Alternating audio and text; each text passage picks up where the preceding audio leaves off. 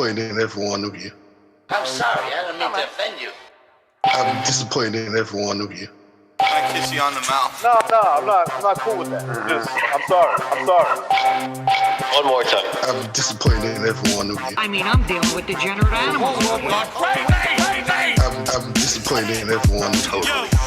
Disappointed in every one of you. All right, come on. Honestly, I can't do it no more. I'm disappointed in every one of you. Let me tell you why. It's gonna be all right, Nicky. Go ahead, shoot. You just killed a fucking man.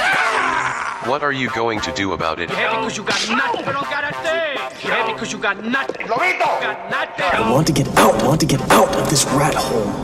I want to get online. I need BDA Boxing.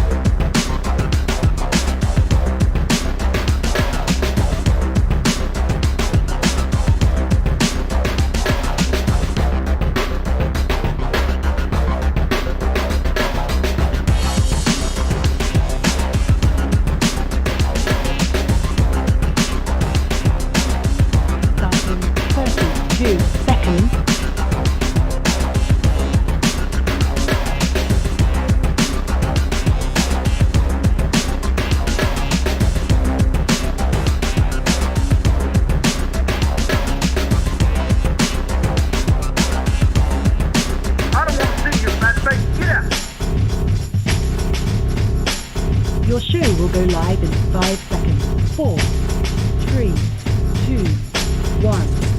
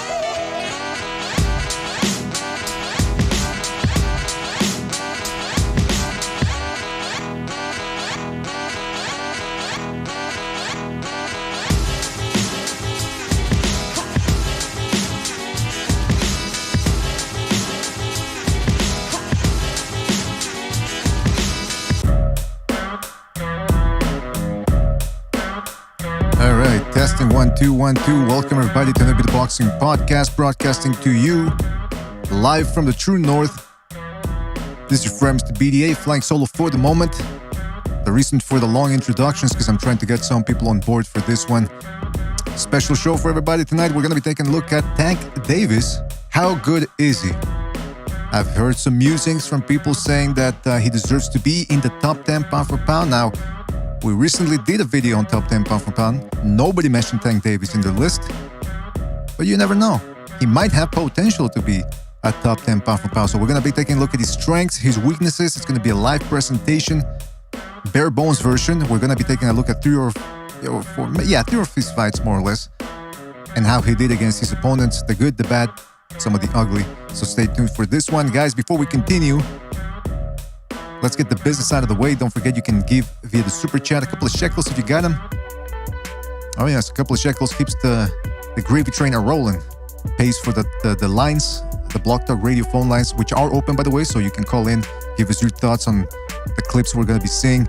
You can also donate via the Patreon and Discord page. But the most important thing, fellas, don't forget, ladies and gentlemen, continue to support the BDA Boxing Debate Arena. Hit that thumbs up button, the like button. Man, just keep spreading the BDA gospel. That's the best we ask. And speaking of thanks to people, shout out to everybody in the chat room right now. I'm talking White Devil, PSK, Carlos Mendoza. Shout out to Carlos Mendoza, Kid Top Skull, Javier Rivera, or Xavier Rivera, Blue Collar Sports TV. Shout out to Del Boy, Endgame, SSB28, Danny Montiel, The Zombie, OG Boogie in the house, Danny Montiel, Claudio Monreal, Box, SSB28, Official Scorecard Boxing in the house as well. Box is in there as well. Shout out to Tony Boswell, PSK, Butch Dingle, Claudio Monreal, and many more to come. I'm sure, fellas, thank you for joining us. And we just had a super chat here. What do you think about that? Just had a super chat. Who is it? Okay, we got Tony Boswell says, much respect BDA and the chat. Smash the like button and show support. I think Tank is in the top 3 in the lightweight division, but not pound for pound. I see. I can understand that for sure, man. But we're going to be taking a look at that. See what's up. What else was I going to say? Look, you know what? I'm waiting for more people to come in here. We got the open phone line, so you can call in about, for the moment, anything you want. Might be posting a StreamYard link if anybody outside of North America wants to call in and give us their comments. There's a couple of news, so I'm going to be waiting for the panelists to show up, and then we'll get started. But I got a couple of news that I can read here. First of all, we did check out the second Renaissance stream we did last night on the elections, the American elections, obviously. It's turning into quite the circus, man. Recognize the Matrix called it. He said that they were going to stall. They weren't going to announce. I think Mark from Unrivaled Boxing Talk said the same thing as well. Buccio sort of understood that too, what Unrivaled and Mark said. He said he too was in agreement that they were going to prolong this. But anyway, look, this is a boxing show. But if you're interested in that, you can go check it out. We might do another second Renaissance during the next couple of days, depending on what happens. But it was a 6-hour stream, so check it out. What are people saying in the chat room? Crazy K's in the house as well. Campos Vasquez, wrong Tank is number 1 pound for pound. Magic Johnson confirmed it. Yeah, Butcher showed me that comment from Irvin at Magic Johnson. I think Magic Johnson should stick to building movie theaters and not worry too much about boxing, because come on, But look, the guy was hyped. He stated his opinion, and that's fine with me. It's the wrong opinion, but what do you want from me? Hey, you know what? Let's get to the news real quick, man. I don't know how long we're going to be in here for. Unfortunately, it continues. The fights that we want were a little scarce, but they started picking up back in September. Well, now we got Povetkin and White. The rematch has been postponed because of one of those fighters testing positive for the pandemic. Now we got Berchelt testing positive for it too. So his proposed clash with Oscar Valdez has been postponed. According to the article, there's no word on a new date, but February or March are realistic targets. Top-ranked promoter Bob Arum has stated in the past that he would prefer to have fans present. Could have been a tactic. Maybe they postponed it because they want the crowd like they did for Santa. By the way, how good was it to have a crowd back for a live fight? That in the Santa Cruz Davis fight, it really did remind me of the good days before this whole mess started. But Valdez, Berchelt, unfortunately in December, not going to happen. So now we've got a couple of fights, nothing major. in November, we're going to have... hold on a second. By the way, if any of the panelists are listening, hit me up on Discord, man, because if I create a group, it doesn't exist if nobody comes in. So somebody has to jump in and tell me, some of the regular panelists, and that way I can create a group. All right. Yeah, like I said, man, slim pickings right now for boxing. In about 2 weeks, wait, hold on. This Saturday, what do we got this Saturday? Okay, we got Devin Haney versus Gamboa. Right? I think the silence says it all, right? Filip Hrgović is going to be in the undercard. Lei Zhang, what is he, a heavyweight? Chinese heavyweight? Luis Ortiz versus Alexander Flores. I mean, that about says it all now, there, doesn't it? Do we really have to talk about that fight? Who is Alexander Flores? I don't even know, man. 18 wins, 2 losses, 16 knockouts. Okay, so he can crack a little bit. He's 30 years old, 6 feet 4 inches. So he's about the same height about Ortiz. He lost to Joseph Parker by knockout, so he lost to Charles Martin by knockout. All right, so not necessarily a challenge there for old man Ortiz. But what do you want, man? What do you want? What else do we have? Hey, but you know what? In 2 weeks, I don't know about you fellas, I'm looking forward to Brook versus Terence Crawford. That should be a good one, man. For as long as it lasts. I don't know if Crawford's going to try to walk Brook down. I tell you something. You guys tell me, man. I think I was surprised at how Crawford was able to keep Khan at bay. Because I thought, look, if he fights Khan from the outside, Khan, that's what he wants. He's going to probably land a couple of shots. Khan wasn't as successful as I expected. So that right there, I don't know. So it leads me to believe whether Crawford really is that good a boxer and can perhaps outbox Kell Brook, or if he's going to have to go for the gusto and try to break Kell Brook down. Kell Brook is probably one of the strongest guys he's ever fought. I know Kavaliauskas was strong, but Kell Brook is strong and he can box off the back foot. So it should be interesting. Then we got very few fights in November until the 27th. Dana Jacobs, Gabriel Rosado. All right. Andrade versus... I thought he was going to fight some country singer. I guess they changed the name. The opponent, Mike Tyson, Roy Jones Jr. I mean, come on. We're talking real fights here, people. All the way to December the 4th, Billy Joe Saunders versus Martin Murray. All right, it's something. Then we got on the next day, Errol Spence, Danny Garcia. I'm looking forward to that one. Very compelling fight. We want to see what Errol Spence has in the tank. Ryan Garcia, Luke Campbell the same day. Sergio Martinez. No, there was another fight. Okay, this one's been postponed, like I said. Berchelt Valdez. Joshua Pulev on the same night. Okay. Ubali versus Donaire. That's interesting. And then we go to a fight from South Africa. Moruti Mathelane.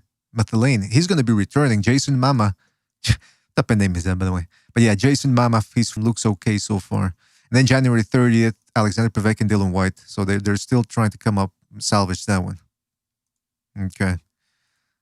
Yeah, how come? Hey, by the way, am I on the air? Yeah. Recognize the Matrix. What's up? Okay, perfect. Finally, somebody I can call here. First of all, let me get rid of this group. And let me call. Recognize the Matrix. I'm going to create another group here, fellas. Hang with me here. Bear with us.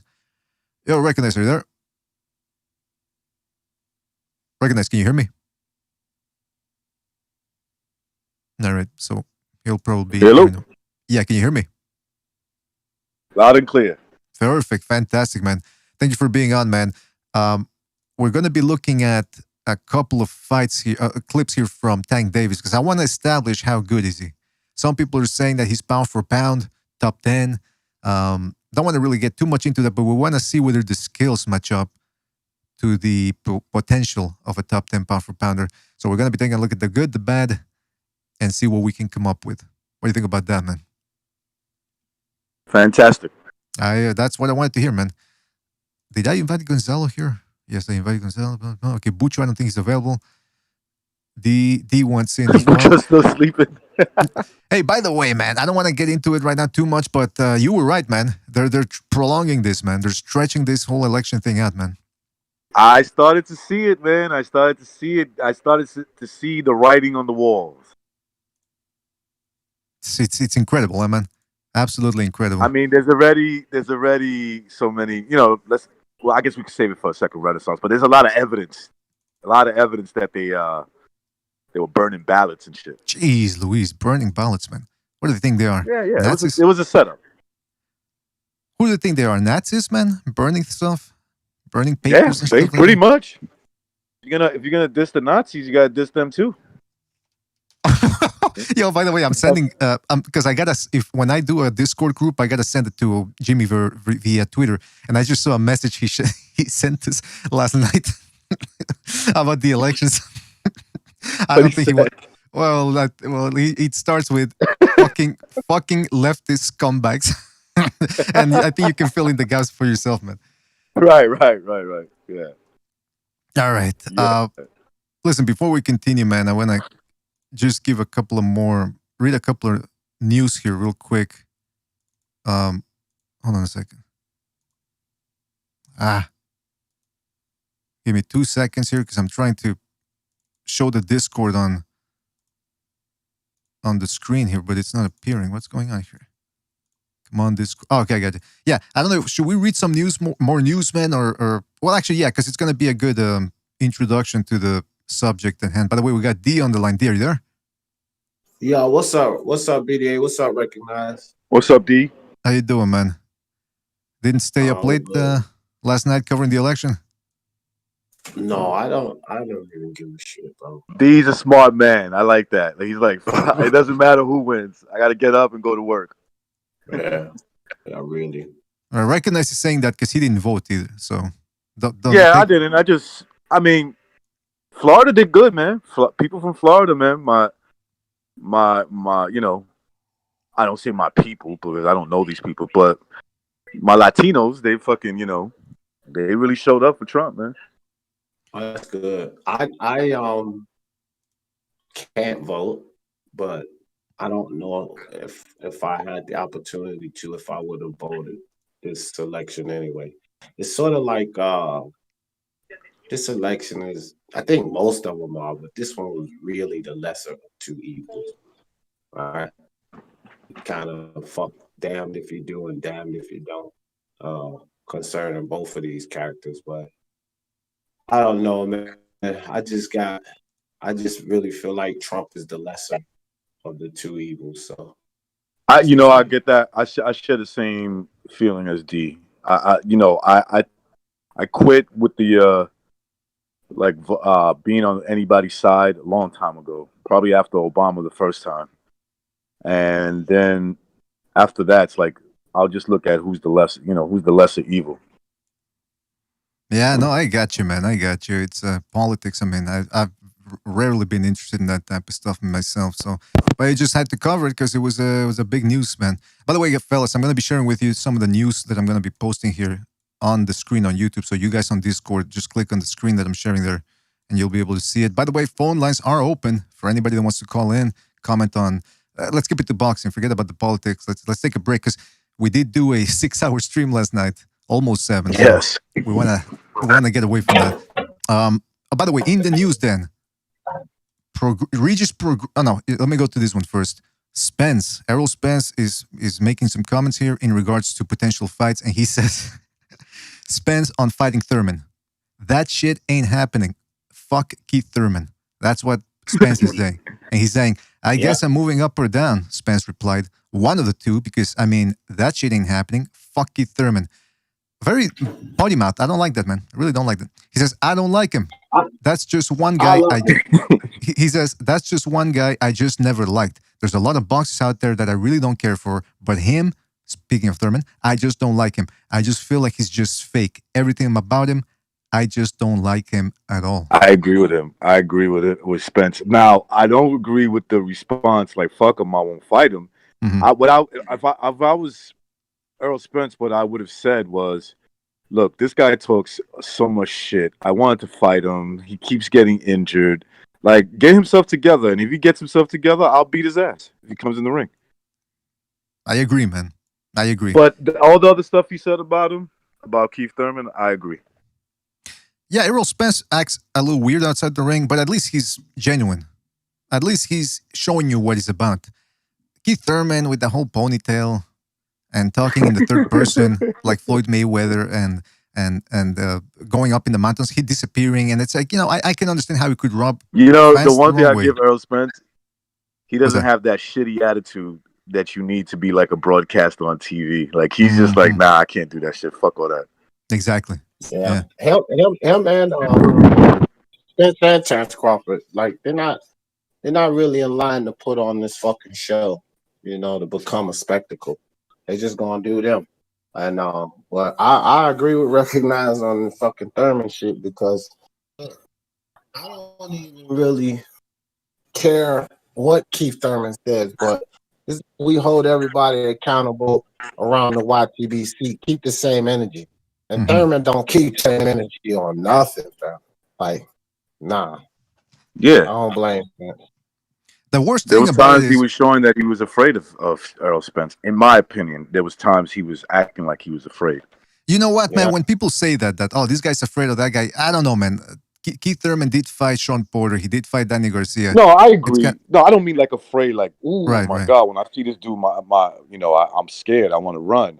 Well, like, not really too interested in fighting a guy like Spence. And I think that, there's reasons, because Spence is a rugged fighter, bro. He's going to hit you to the body. He's going to hit you on your arms, your face, wherever he could hit you, and I could see him breaking down Keith. I'm looking at the message boards here in boxing scene. Somebody put up a link there from an article from a source that says that apparently Ugas and Thurman are expressing mutual interest in a title fight. So if Keith Thurman is serious about returning to boxing, that would be a fight that would prove something to boxing fans. But again, so far there's nothing official. Who do you think will win that fight, BDA, if they were to fight? Man, listen, Keith Thurman in shape could probably box around Ugas. It wouldn't be easy, but if it's an in-shape Thurman, but that's a big if, because we haven't seen him, man, since last summer. He's been perennially injured. Things aren't looking good, man. I mean, what do you think? How would you see that fight happening? Look, I think Keith Thurman wins that. I'm not really convinced of 50-50, right? Like, that's a very 50-50 fight. 50. Yeah. Once upon a time, Thurman is 50-50. One time, Thurman he'll beat Ugas, yeah. We don't have to no more. This is once upon a time, Thurman. Yeah, I give Ugas a slight edge over once upon a time, Thurman. Hey, D, what was it? But it is a 50-50 fight. D, you were getting into a fight one time with another YouTuber. I forget who it was, but you kept calling him a fake, a fraud, and a part-time broad. What was it that you were saying? There was a fraud and a part-time broad. That was Black Crack Horseman. A part-time fake, a fraud, and a part-time fraud. I'm gonna borrow that one for the next time I get into a fight with somebody. You use it, no doubt. Thank you. All right, another thing that's in the news here. Anthony Joshua reacts. I don't want to get into the Joshua thing. All right, this is Prograis, Regis Prograis, speaking about Adrian Broner. I don't know if you fellas saw the news, but Broner was arrested due to contempt of court. And Prograis says, this dude is fucking my money up. Again, another potty mouth. I don't appreciate that.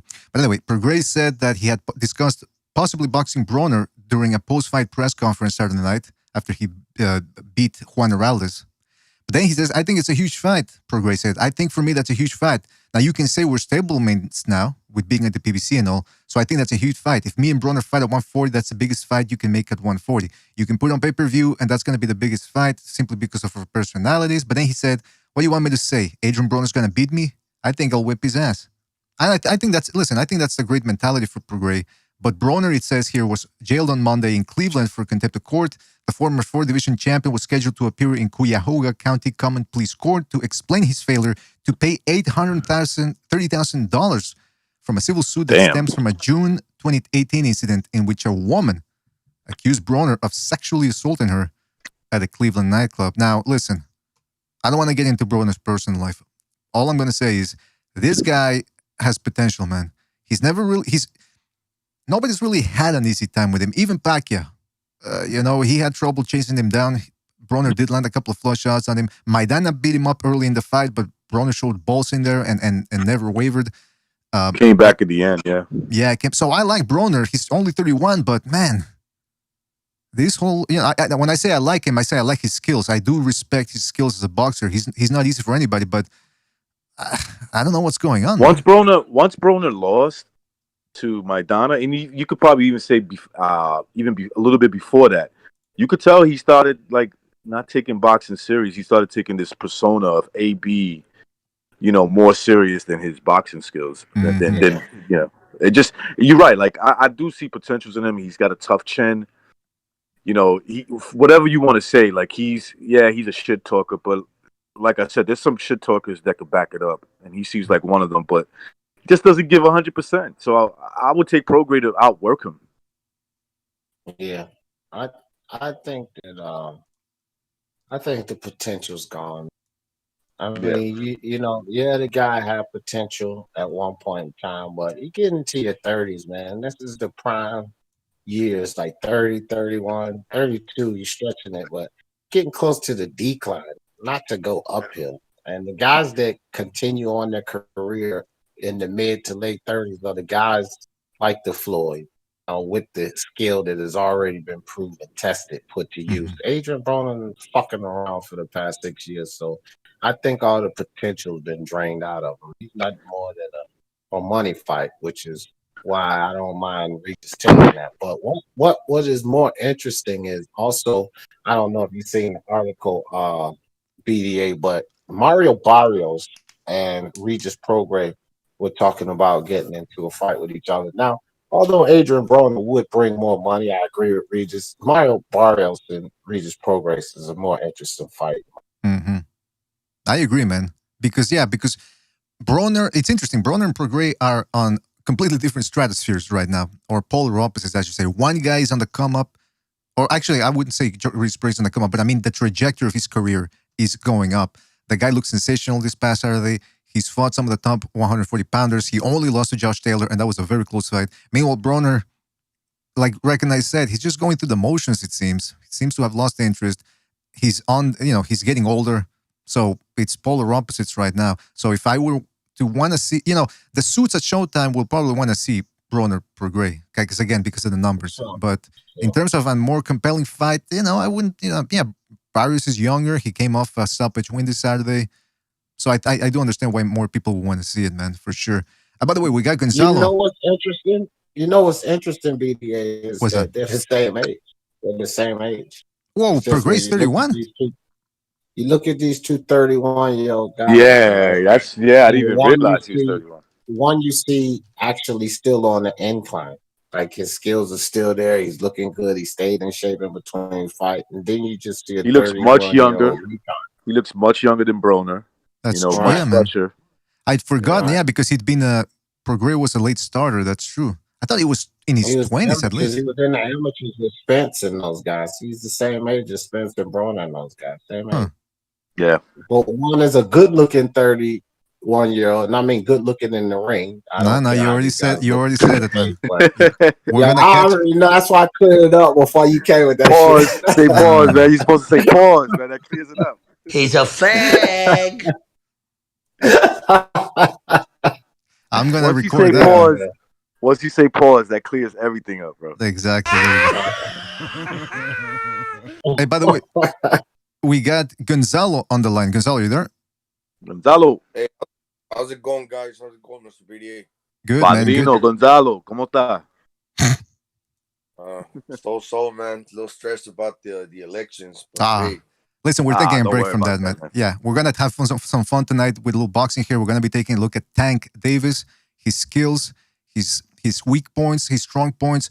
What can he do? I wanted to include some clips, but I ran out of time. But we're just going to talk about it after we're done with the clips. But I want to talk about, based on what we see, how he could do potentially against guys like Devin Haney or against Ito at 130 and stuff like that. Oh, Gonzalo dropped that. No, who dropped that?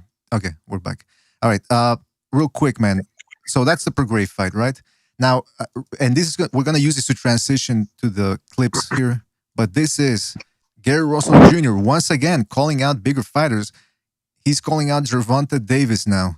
And this is what he had to say. Make that fight happen. I mean, just make it happen, because we know that Floyd is interested in him fighting smaller guys. At least this smaller guy. Well, I mean, look, how far is Leo Santa Cruz and Gary Russell to each other in you guys' opinion? Like how far you think they are apart in terms of skill set and what they've done? If it's not that far, then yeah, just make the fight happen. I guess just make it happen already. I prefer to see Tank fight better fighters like Burchell. These are all fights that I could see him winning too, because the kid is good. He is, you know, he's got some skill set. Like he could fucking knock your head off. He's got a lot of power. Now, do you think people would like that he's fighting that he would be fighting another guy on the come up in terms of weight? Look, that's his deal. I know. I caught some slack from D because I like the fight between Leo Santa Cruz and Tank, and I get it because D basically said he's gonna knock him the fuck out, and I'm not that I disagree, but I just wanted to see him do it, right? Like since he's fighting these smaller guys, let's see him fight an accomplished smaller guy, and he beat the shit out of him. If this is gonna be the case, then yeah, fight Gary Russell, man. Get Gary Russell up there. Gary Russell's got a lot of attitudes that can match. Yeah, that can match. What's his name? Tank. You know, if they got the same kind of energy. So it may not work out for Gary Russell because he's smaller and Tank hits so hard. But at least you're gonna have a guy that's up in his face trying to fight him. He's not gonna beat him on attitude. He's gonna beat him because he's too strong. Mm-hmm. Well, you know what? Let's see what not Gervonta, Gary Russell Jr. had to say about it via Instagram. Now, when I was watching that fight, all I was doing was licking my motherfucking chops. All I was doing was licking my chops. Till hopefully after this fight, he just couldn't stick to him bad. Okay, this is what he said. Tank, shorty, I want you so motherfucking bad. All right, first of all, this sounds like it's an episode of Us or something. I mean, he's talking about how he wants. You know what that is, right, D? You know, they got that Maryland and DC beef going on. Yeah. That's what that is right there. But it sounds a little flambe, if you ask me. He sounds a little Tank, there. shorty, I want you so motherfucking bad. You ever make love to a man? You ever make love to a man? So there's two ways this can go, Precious. No, sir. You want to? So there's two ways this can go, Precious. Kick or kiss. They both end the same. With my dick up your ass. I mean, that's essentially what he's trying to tell him. That's essentially what he's trying to tell him. Let's see what else he had to say. Floyd was scared before the 6th round. I'm letting everybody know this shit now. Because Leo was actually doing it. Leo had a good little game plan. He just couldn't stick to it. He's not defensively sound. Leo not defensively sound, so he's able to get hit with wide ass, loading up ass shots like that. I'm a real dog, Slam. When I was watching that fight, all I was doing was licking my motherfucking chops. Like, bro, for real. If he gonna be gay, let him be gay. Hey, I'm not saying anything. I'm just saying it sounds a little bizarre. But what do you guys think? Okay, so recognize you said you wouldn't mind seeing that fight. Gonzalo, how about you, man? Gary Russell Jr. versus Tank Davis. Is that something that would interest you? He's too small. I don't think he'd get the credit. I mean, yes, Gary Russell has remarkable speed, but anybody that you pick Tank Davis under 130, any 26, 22 pounder would just be seen as the bigger guy that, you know, was going to always be able to beat up these smaller guys. All these smaller guys in the world, yes, Tank's the guy that can beat those guys. So moving forward, he really wouldn't get any credit, I think. D, how about you, man? What do you think? Is that a fight that would interest you? I don't know about not getting credit because shit, they're trying to give him all the credit in the world for beating up little Leo. And you know I hear all the 4 division champ and all of this bullshit. Come on, man. Honestly, Leo Santa Cruz never stepped in that ring with Gary Russell Jr. And you can only ask yourself why. Because I think that he felt Gary Russell would have beat him. I think that Gary Russell's a much tougher opponent than Leo Santa Cruz was for Tank Davis, and here's why. First and foremost, he fought Lomachenko, made a decent account of himself. Second, he has more pop, more speed, and in my opinion, more overall skill than Leo Santa Cruz. Right? And I said this before the Leo Santa Cruz tank fight. The reason I was saying Floyd was just putting on a damn WWE event because despite all of the four division champion and all of this, Leo's never really shown power to be able to deter Tank. People talk about the 3 rounds of success this dude had, and it's like it's flying over the top of their head that there's 12 rounds in the fight. So basically, he had quarter of the fight he showed success in punches, in my opinion, that did not really deter Tank until the fight was turned around and he was stopped. How successful is that really? He will fucking stop halfway through the fight and you had 3 rounds of success, which is really a quarter of that fight until it was turned around and you were stopped. It was not much success to me. It was a show that Floyd knew what was going to happen. I don't believe Gary one bit. Floyd was never scared because Floyd has never put Tank in a fight and he didn't pretty much know that the dude was going to win. He was never scared. He knew the inevitable was Tank sleeping Leo. I don't care about the never been stopped and the Carl Frampton bullshit that people kept trying to talk about. Carl Frampton ain't punching like no motherfucking Tank Davis. I don't know, man. I saw Mayweather looking pretty agitated in there, and I don't know, 3 rounds out of a 6-round fight. That's a half. Maybe you know when you're watching like with somebody, you're watching on TV, one of your favorite fighters, and you see him in the guy's giving some resistance. Maybe there was some of that, but yeah, I think that if you look at it now, right, like obviously he was gonna knock out Leo Santa Cruz. I mean, it was a hell of a knockout. Got to give him credit for that. Now I get it that Leo's like he's not strong enough to withstand a punch like that from Tank. But can Burchell take that shot? This is why I want him to fight like guys like that. If Burchell could take that shot, okay, now you got a problem because that's pretty much that's pretty much a guy telling you, bro, I'm as strong as you. So that, yeah, I prefer him to fight bigger guys, man. That's what I prefer. But hey, what round did he stop him, man? The 6th. 6. Knocked him out. Oh, 6th round, huh? Dude, he knocked him out. He ain't stopping. Oh, man, do y'all realize for over a month I was saying Tank Davis 6th round stoppage, no questions. Yeah, I mean, look about the 6th round. Yeah, you nailed it on the head, man. Hey, he listen, could have gone. That's a. What? He did knock him out, man. You got to give him credit. And I know he's a little dude, but at the end, man, he's still like in his fights before that never even came close to that. So I'll give Tank a little credit, man. Well, I said before the fight that I was going to give him credit if he beat him up. He didn't quite beat him up. I mean, he took him out with 1 shot, but he was getting plastered in there. Tank Davis did. So that's what we're going to take a look at here, man. Because it's all about, when we analyze a fighter, it's all about the what ifs. What would happen based on what we see on these clips if he takes these strengths and these weaknesses in there with other guys? What's going to happen? So without further ado, let's get to the man of the hour, Tank Davis. If you guys click, hold on, for the Discord, I'm going to share the where is it? Okay. No, wait a minute. That's not the one I want to share, man. What the fuck? I'm going to share a PowerPoint here with you fellas. And hopefully you can all see it. No, that's not it. Hold on. There we go. All right. We got it. You guys see it then? Yep. Yeah. Fantastic. I see it.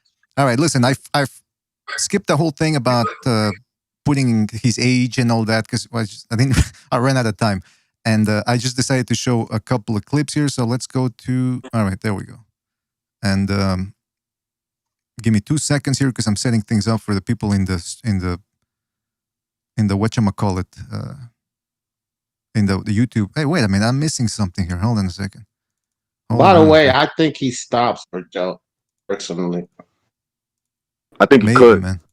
I think he will, and the reason I say that because of Burchell's style of fighting.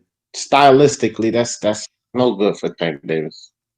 Burchell's not the kind of guy that's gonna, lateral movement, bunch of head movement, stay away from Tank. He's the kind of guy that's going to take it to Tank. Gonna have to chase him around. Tank ain't gonna have to chase him around or figure out. Burchell can box a little bit good off the back foot too. He can, but he's the kind of guy that's willing to bang it out with Tank, which is stylistically a nightmare. And I think Tank sleeps in, honestly.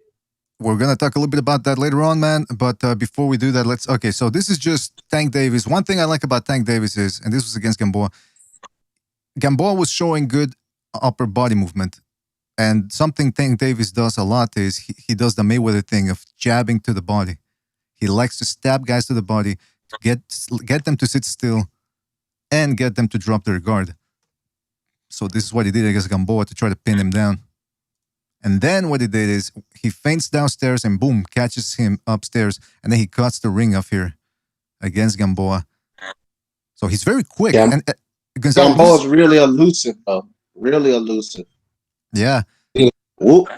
Dipping in, that's the type of shit that you're definitely not gonna get from Leo because he's not really good off the back foot. Burchell can fight off the back foot, but it's the movement that Gamboa had. These guys don't have that. They have not accustomed to seeing them show that type of movement. Right. So this is he displays a couple of things here: good sense of distance and explosiveness. Now, Gonzalo, I think you've been comparing that Davis has a little bit of Tyson in him, in the fact that he's short, but despite his height, he's still very explosive and able to cut the distance. Do you want to comment on anything here? Yeah, a little bit. He's got the build he's like a mini Mike Tyson. Yeah, definitely. Tank got good boxing skills. Yeah, cutting off the ring here. Yeah, going to the body. He's a good athlete. That's what he is, man. He's one of those superior athletes. Yeah, he's short, but this is a guy that when you if you get into a battle with him about strength, he's gonna beat you. Mm-hmm. He could beat you with his raw power, with his strength ability. I don't like the comparison, not to say that you're wrong. I get the stature, but I don't like the Mike Tyson comparison because Mike Tyson was just a better boxer than Tank, and his footwork. Yeah, he was. Tank's footwork is come on. I just hate to hear the Mike Tyson comparison. Not saying that you were wrong about anything you were saying, Gonzalo. This is so many things that I could say why he's not like Mike, as people could say why he is like Mike. You know what I mean? But what about Canelo Alvarez? Canelo. Well, listen, Canelo's not that bad. It's not that bad. I mean, maybe Canelo's good. I'll say this in terms of Mike Tyson, because I think that we're not saying that he's got the skills of a Tyson, but we're saying the explosiveness, the fact that he's short, but he's got those fast twitch, powerful muscles, and he can cut the distance off real quick. And I'm going to show you a clip. I'm going to show you a clip later on of a little move that is reminiscent of Tyson, and that I would like to see Davis use more, and he's probably going to have to use if he's fighting taller guys. But here against Gamboa, you can see again going downstairs and real quick, boom, shifting upstairs with a left hand. And his straight shots, man, they're hard because he's got some follow through. See how he's not just tapping, he's really following through, punching through the target, as opposed to just tapping it and trying to pull. He looks better at 130, man. He get his hips turned and everything too when he throws those. Look at that, turn those hips like that. Tank's like I said, bro. That's why I was, the skills. Like they were talking like this was a high skill boxer versus just a puncher, and I was like, bro, what are y'all missing? Tank Davis has skills because he's not in the ring with any adversity. You're not really seeing the skills. You're just seeing him walk through guys' punches and beat him up, right? But he has skills. I mean, you don't have 254 fucking amateur fights with no kind of pedigree. Like he has the skills. Yeah, I agree with that, man. He does have skills. I mean, look at that. Look at the way he set up that punch. Goes to the body. He sees the opening upstairs. He comes with the straight. Boom. Boom. He's just fucking lazy, bro, and undedicated. Not dedicated and fucking lazy. That's what his problem's been. But did y'all hear he's right back in the gym already? Good. That's good. That's what I was trying to say, man. We got a different tank. A focused tank is a dangerous tank. I don't care what anybody say. This motherfucker's been lazy, undedicated, fucking in the And clubs and shit. if he decides he should stay at 130. If he wants to go to 135, like do it the right way, not because you can't make weight.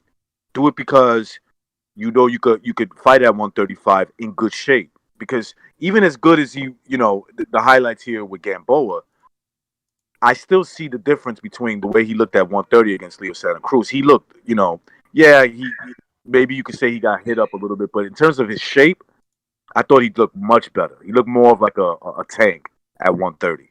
Mm-hmm. Here he kind of looked like a flabby tank, Yeah, you know man. What my thing is, BDA. Oh shit, that's true. BDA. This is my thing with Tank at 130. If he stays at 130, and I think he looks great at 130, recognize I agree with that. If he stays at 130, I want to see a succession of fights. Because he's fucked around for 25 fights, I want to see a succession of fights that go like this. Valdez, Shakur, Burchell, move up. Like, serious. You already fucked around. You don't need no more easy touches. You don't need no more tune-ups. Motherfucker, your whole career's been a tune-up. So I need Shakur, Valdez, Burchell.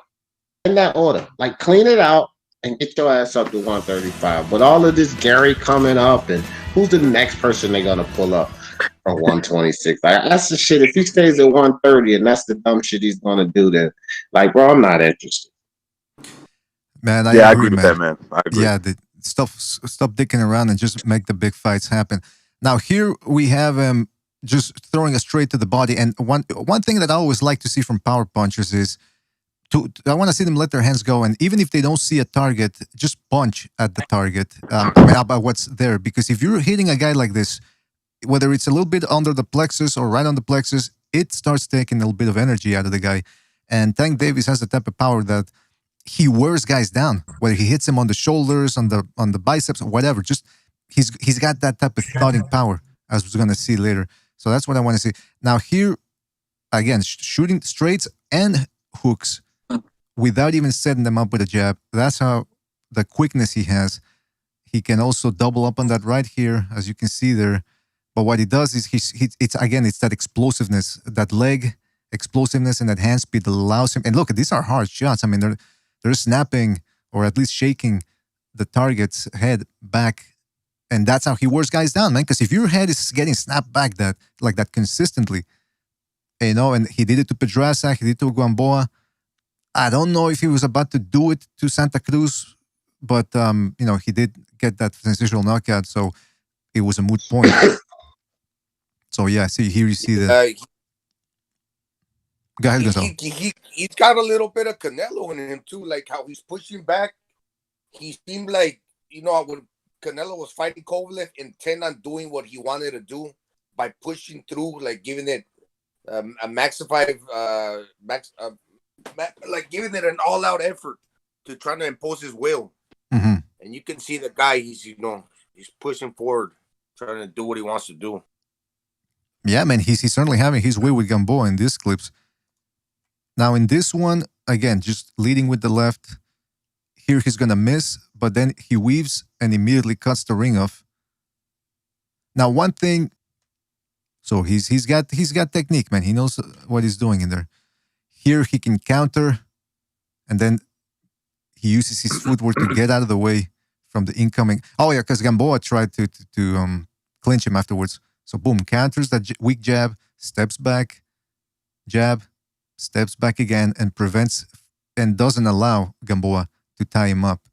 So good sense of distance and control of distance from Tank Davis there. Yeah, my problem is with that. Okay, so let's look at 135. I'm not. Well, matter of fact, let's stay at 1, and let's look at Miguel Bachelt, because Miguel Bachelt has the size, height, reach on Tank. Well, let's save that for after we're done with the whole clips, because that's going to be all the right. next. All right. Otherwise, we're going to stay here all night with this. Okay, so here you see again leading with that left, stepping back, and then catching Gamboa with a 1-2. So left hand immediately transitions to the slides to the side, and then a 1-2. That's quickness. Those are reflexes, and it's precision too. I mean, look, I know Gamboa has his hands down, and he was 37 years old, but it's still good. I mean, he's hitting the target. People have done worse against Gamboa, even an old Gamboa. So now I know some people are also going to say, well, he's leaving his chin up in the air. We're going to take a look at that later on. But look, again, Gamboa would have been a problem for him if he was younger. Yeah. Gamboa would have, because of his movement, like D said. Yeah, he would have offered more of a fight. And that's why I think Devin probably beats him. Yeah. Oh, yeah. That's Devin might be too big and strong for him. I was thinking about that too. He might. Yeah. I'm not saying for sure, but he got that movement like that. Like he's really elusive and he can use his range. You know what I mean? Like I think Tank has way more difficulty finding Haney than Haney has finding Tank. You know. Haney could be a problem. Andres Hernandez in the chat room asks, does Tank have a right hook? Absolutely. We're going to take a look at that later. Yeah. He got a right hook, a left hook, an uppercut, a straight. He got it all, man. You got to get that right hook right there. I mean, he got caught, but still. Look at these left hands. I'm telling you, he's leading with hooks. And again, it's because Gamboa's really fighting with his hands down. But boom. I mean, he got caught. Yeah, but I mean, follow through on his shots, and look at that, like right on the chin. Gamboa has a good chin. I mean, I know he's been dropped a bunch of times. But I don't know about that, BDA. This is what I've been saying about Tank Davis too, and I've been saying this as well. His power to me is still questionable. When you're knocking out Drain Pedraza, let's be honest. When you're knocking out a Drain Pedraza, and pretty much guys coming up for 126, I gotta question your power. This is a chinny Gamboa. And you catching it with a clean hook, you don't even drop, you got to question the power. Tank fans don't want to hear that. It looks impressive knocking out a fucking 126-pounder. That's what Leo was. He only fought Miguel Flores in a mediocre win, right? That's all he was a 126-pounder. I'm not trying to make a few excuses for Tank, but is it me or Gamboa looks a little bit bigger than Yeah, he does look a little bit bigger than him. But you're right, he is chinny. He is kind of chinny. Well, listen, it's not necessarily that he's chinny, it's that he's got horrible defense, Gamboa does. When he went, I mean, he relied on his reflexes for a long time, but look at the amount of punches Crawford had to land on him to finally put him out, and look at the beating he took from Davis without going. It's his problem is not necessarily the chin, because he's got a thick neck too. It's just horrible defense that he gets flash knockdowns on him, but he's got a good chin, man. 88. Come on now, like this is the overall spectrum of boxing, right? You're talking about a guy who's been knocked down 17 times and stopped in every fight he's lost. That dude's chinny. Like he got knocked down 17 times in his career, right? And he's lost he's knocked out. He was stopped every single fight he lost. That's a chinny character, man. Come on. But listen, I'm not saying. You're talking about the spectrum. I'm not saying Tank Davis is a Deontay Wilder one-punch hitter-quitter. What I'm saying is he's got heavy, fast hands that if you stand in front of him or if he catches you enough, he's wearing you down. I'm not saying he's Deontay Wilder, but man, Gamboa can take a shot himself, man. So, and he did end up getting stopped. So we're looking at results as well. He does stop guys. Now, in terms of that left hand, he can also throw it. Look at this. He's got a little bit of Floyd in him with those forearm game. Gamboa tried to clinch him, and Tank just with that right pushes him. Boom, left hand in there. Now again, I don't like illegal tactics, but we're talking about strengths here. And if the ref doesn't catch you, it is a strength. I mean, it's also a weakness because it's he has to get rough in there. Which means that what would he be doing if he wasn't allowed to do it? But nevertheless, it's an advantage. So I'm counting it somewhat as a strength. And boom. But notice, look at his feet too. Like he'll step back a little bit to plant himself. It's actually switch hitting in there. Look at that. He's a southpaw. Now he's a righty. Yeah, Tank has, like I said. His footwork is decent, but he has great weight transition. Does these little hops, right, to set himself up where he's playing it in the right way. So he has like excellent weight transition. I mean, it can help. It can definitely help. Yeah, see how he turned his hips on it? Look, boom. On which one? Man. On the Those left? punches. You mean are you talking about this clip? See that? That's the follow through, man. That's what creates that follow through. I mean, damn. I mean, that's a fuck. Look at how he shakes that head up. I mean, that's why I'm saying his power is good, man. It's not a one punch hitter quitter, but when you're shaking people's head around like that, it's not everybody's going to be able to take that shot. Clean look. Come on, that's a clean shot on a chinny. Dude, imagine. Okay, tell me this, BDA.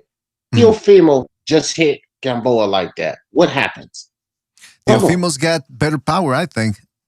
Because that's what I'm saying, bro. Teofimo would have hit Gamboa like that. That motherfucker would have been on the camera. Right, but I agree with you that his power, he's not Deontay Wilder. I'm not saying he's the best puncher in the world. Again, he's got good power, man. It's not the best, but it's good power. It's way above average. I believe Tank has power. I said this in the beginning. I just believe Tank's power is questionable because they, get about the idiots talking about Wilder power. I know it's not that, but you're telling me like, okay, so people say he has power like Teofimo or superior to Teofimo. And I'm like, we can't really gauge that because he's not been hitting guys at 135, more or less really 130. His best competition while at 130 was guys coming up from 126. Essentially, this is the power we've seen from him, right? Pedraza, you got it. But he was wagering. Everybody know he looked like a damn refugee in that goddamn way.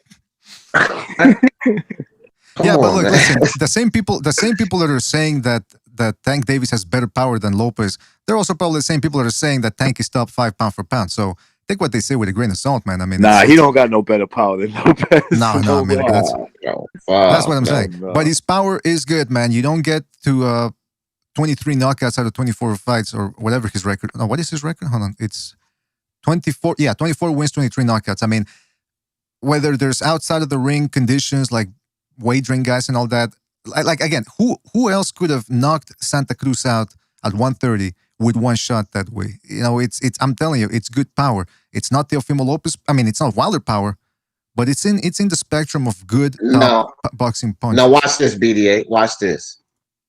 Devin Haney, Teofimo Lopez, and Ryan Garcia could have knocked him out just like that. Because essentially, you're talking about a 135-pound champion, baby belt or not. He was the only guy in there that bought the 135-pound championship belt. Now, Ellaby, Floyd, they all say he's better than anyone at 130 and 135. So we have not these fucking Tank Davis fans, no, his handlers. So we have to take these claims and apply them, right?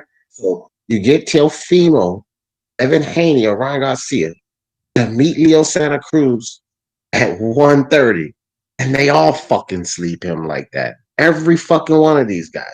Did you see how crucial that punch was Devin Haney hit Abdulayev with? This is little old Leo we talking about. They all sleep Leo Santa Cruz, especially fucking Teofimo and Ryan. Come on. He might have been in a coma if those two hit it. I don't know, man. We'll have to see, man. Again, we're going to keep looking at some Those guys are just too big for Leo. They'll kill him. Now again, I want to look at this how he drops his weight down, cocks that left, boom. I mean, clean. Those are and some Gamboa is taking this, fam. Yuriokis Gamboa is taking these shots. That's almost like the uppercut he slapped Leo with. But and Gamboa just bounced back into the ropes. You're doing what you're doing what you said you didn't like when we were doing the Lopez Lomachenko film analysis, which is that you're criticizing the guy when we're looking at his strengths, man. So let's keep the same energy, like you always like to say. Look at those. Okay, listen, dude. It's Gamboa chinning. I'm not taking away. I'm saying, look at the punch. I've even said, look how he turns his hips. But with all that, look, he's pushing off that back foot. Perfect uppercut. Watch his back foot. That's where you get that power from. And he catches Gamboa clean, is what I'm saying. So I'm not if we gauge in his power, look at the shot. Gamboa took bombs from Gamboa took flush bombs from Terence Crawford, man. Guy's got a chin. It's like Nassim Hamed. He would get dropped flash knockdowns, but that didn't mean he had a bad chin. Some of these guys, remember, taking a punch is somewhat mental too. And Gamboa is the type of, he's mental. He's got a little bit of like a retardation in his, I'm not making light of anything, but I'm saying is he's got that type of retard mental strength where he doesn't mind getting hard punches. Again, I agree with you. I'm not saying, because some people are making Tank Davis out to be this humongous puncher, but I do say his punch, okay, you want to say it's overrated. I agree. But I also put into perspective, like, look, let's say we're talking at a scale of 1 to 10. I would give Tank Davis a good score when it comes to punching power, more than above average. But I wouldn't say it's a 9. Yeah. I wouldn't say it's a 10. But it's good, heavy power. It's a 10. It's a 10 at 130. There's nobody at 130. Now, mind you, you're trying to compare him to 35 pounders. But at 30, who can hit harder than Tank? Oh no, yeah, okay, I got you, Gonzalo. Yeah, I agree. At 30, yeah, I'll give him a 9. I'll say 9. But yeah, I'm with you, 9, 10, whatever. But at 135, it's just questionable to me. 9 at 130, even that's even a little too high, even for me. But yeah, what I'm saying is, who can hit harder than him at 30? That's a good point. Yeah, that's a good point. No, I don't think anyone. Maybe the only question would be Burchell. That would be the only question. But I would that break you down type of power, but he doesn't hit nearly as hard as. Yeah, that's what I'm saying. The only question would be my answer would be Tank still, but that would be the only question would be Burchell. The rest of those guys, Shakur, I think he's going to be a fighter with a lack of power. So damn sure ain't Shakur. Now, yeah, he's got power. We're talking about, because we're talking a lot about power. Now here, put him down again. I'm focusing here on the forearm, because that's how he created. At this point, Gamboa was doing his best, but I mean, he was, look at him barging in there with his hands down. But this was also Tank Davis creating the distance with that forearm again, that gosh darn forearm. Boom, left hook, drops poor Gamboa to the ground. I mean, the guy, that's what I like seeing. Fighters committing to their shots. Not just pity-patty. Yeah. These guys. Gamboa's too busy trying to hug him. Look. Exactly. Yeah, man. Look at him. Yeah, he's dismissing him. Get the fuck out of here. Boom. I know it's illegal to put your elbow up there. But at the same time, like, he's trying to hug him. So, like, at least in America, man, they kind of, there's some trainers that be like, yo, if he tries to fucking hold on to you, stick your forearm and your elbow in his face. I think that forearm and elbow might have rocked that chin a little bit before the punch. The right hook touched him. Look, pow, look, see, and then bang. Right. Hey, who used to do that a lot, D? Yeah. Trinidad. Oh yeah. You try to hug him, you'll fucking. He damn sure did. Hell yeah. Remember when he looked like he was choking Joppy? Yeah, Joppy. Like, yo, you know what? I love Trinidad, but why is he trying to choke him out? What the fuck? Trinidad was a dirty guy, man. But Joppy was actually a little bit like Gamboa. Very jittery, hands down, quirky, like just his chin up in the air. It's a good comparison too. All right, so here we see, this is the what I was talking about, like a little Mike Tyson there. See how he steps in with a feint and the body, boom, boom, right hook to the body. Yeah, but Tyson coming with that uppercut upstairs. As soon as Gamboa would have bent down, Tyson, boom, uppercut, done. That's the deal. Bow. See, he went for a straight. That's when it came down. He would have turned that up that lead to the body to another hook up top. Uppercut. Uppercut. Or a hook. You're right. A hook or uppercut. You see him do it all the time, like pow, uppercut, and knock him. And Gamboa would have been bending down into it. Look, boom, uppercut. You know why Mike used to do? Look, not again. I think the reason why because Tank is dealing with smaller guys who are faster, right? Right. The reason Tyson could do it is because he was so much faster than these big dudes, man. Yeah, he certainly was, bro. Yeah, he certainly was. He was clocked as one of the fastest ever. Jeez. Absolutely. Yep. Yeah. Now Mike was. Yeah, just real quick here. I'm just showing. We're just seeing Tank Davis countering with the lefts. Now again, it's Gamboa coming in there.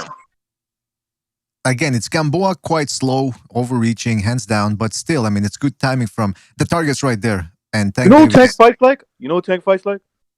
Who? A younger Hector Camacho, senior. He fights like him in a way. I think you're just saying that because of the trunks. No, that's just because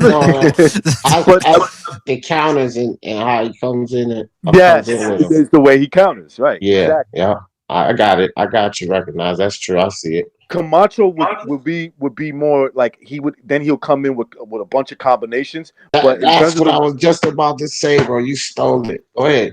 But you see what I'm saying, right? The way he counters, it's almost the same exact way. Yeah. Yeah. And that's what Tank lacks. That is, if anything, that's what Tank lacks.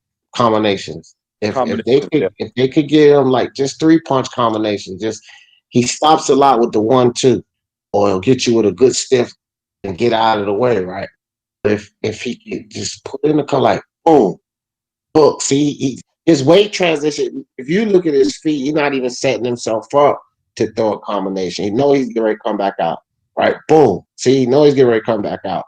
But when you step forward and plant down, boom, you're not coming back out. You can deliver a couple more. Turn your head, pop, and then step out, right? But it's always just this one good stiff hit with Tank. Yeah, I would like to see him develop some combinations. He seems to be content with one shot at a time, which is never good and a good sign. And we're gonna see later on that there's a couple of problems with that as well. Now here, boom, he pot shots and then gets out of the way. Good foot. Nice. This is that explosiveness from his legs that, like, if he fights at 135, or even let's say at 140, which would be a stretch as his height, but let's say this is the type of thing he would have to do more of against bigger targets. Hit, get out of the way, turn them side to side, because that power at 135 and 140 might not cut it the way it is at 130. So definitely want to see more of this. See, man, that pop shot and shit, and then he scoots out, right?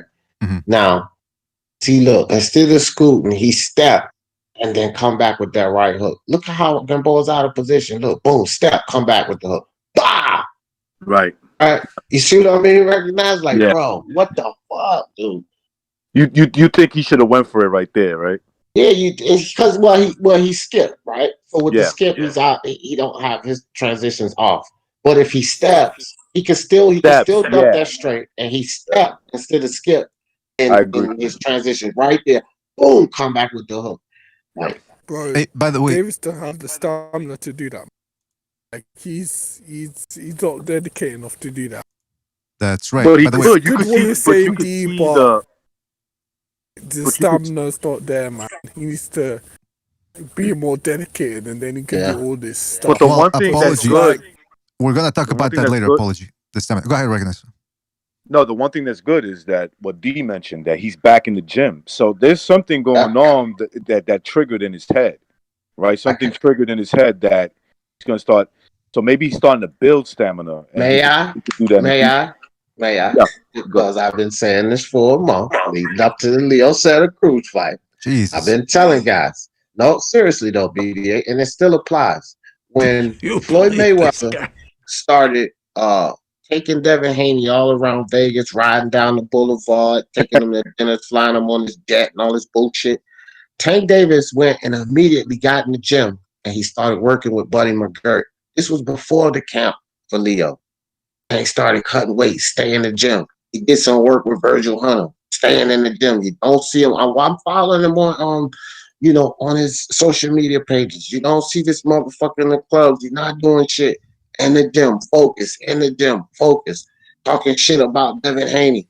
And going into the camp, the dude already got a 6-pack, fam. The one thing I am happy about him, the one thing I'm happy that Tank did, the first move that he did was he moved out of the area where there's too many people around you that know you, and we know how things are, like in Baltimore. So that's one good thing. Not that I think he lives in Atlanta now. Now I'm not saying Atlanta is all peaceful or whatever, but he probably lives in an area where it's nice and quiet. He don't know too many people, so he can start focusing and thinking about his career. Right. I think that if he like that kind of motivation that D was talking about, that Floyd is now looking at this kid Devin Haney, like, I like you, I like your dedication. That triggers a young guy like Right. to do better. Hey, fellas, before we... Oh, go ahead, Gonzalo, and then we got to take a phone call. Go ahead, Gonzalo. If you were to incorporate more punches with that movement he's displaying on the clip, he'd be a lot more successful fighting the bigger guys because he hits hard enough to where if he's throwing combinations, he would be like the Manny Pacquiao where you see 2-3 Manny's, 2-3 Tank Davis because he just hits that hard. But does he have the engine to throw that one or two punches at a time? Right. That's D, please mute your mic, man, if you're not going to speak, man, because that coughing is... It's gonna. Hey, it's gonna BDA, you know why I know that works, man? Look, well, hold on. A quick little story. Keep that thought in mind, man, because I want to go to a phone call because we got somebody waiting. 323, you're on the air. 323. Hey, what's up, man? How you doing, man? What's on your mind? I'm doing good. I have a question. How long do you think Tank could really make 130? Because he looked very drained, and he also had a longer camp for this Leo Santa Cruz fight. Well, that depends on his dedication, right? Like if he's serious about making 130 and he's not blowing up in weight in between fights, I think he'll be fine. But if he's gonna blow up in weight and not take it serious, it's gonna be very hard. I mean, it's that simple for him. That's what I'm saying. I seen it be very hard for him, and moving up to 135, there's nothing but killers up there, and eventually they're gonna have to put him up against these killers because we're watching these tapes against these lower class fighters when he hasn't fought none of these top fighters yet. So it's easy for us to say, oh yeah, he's looking good, he's doing this, he's doing that. Yeah, but look at the competition that he's fighting.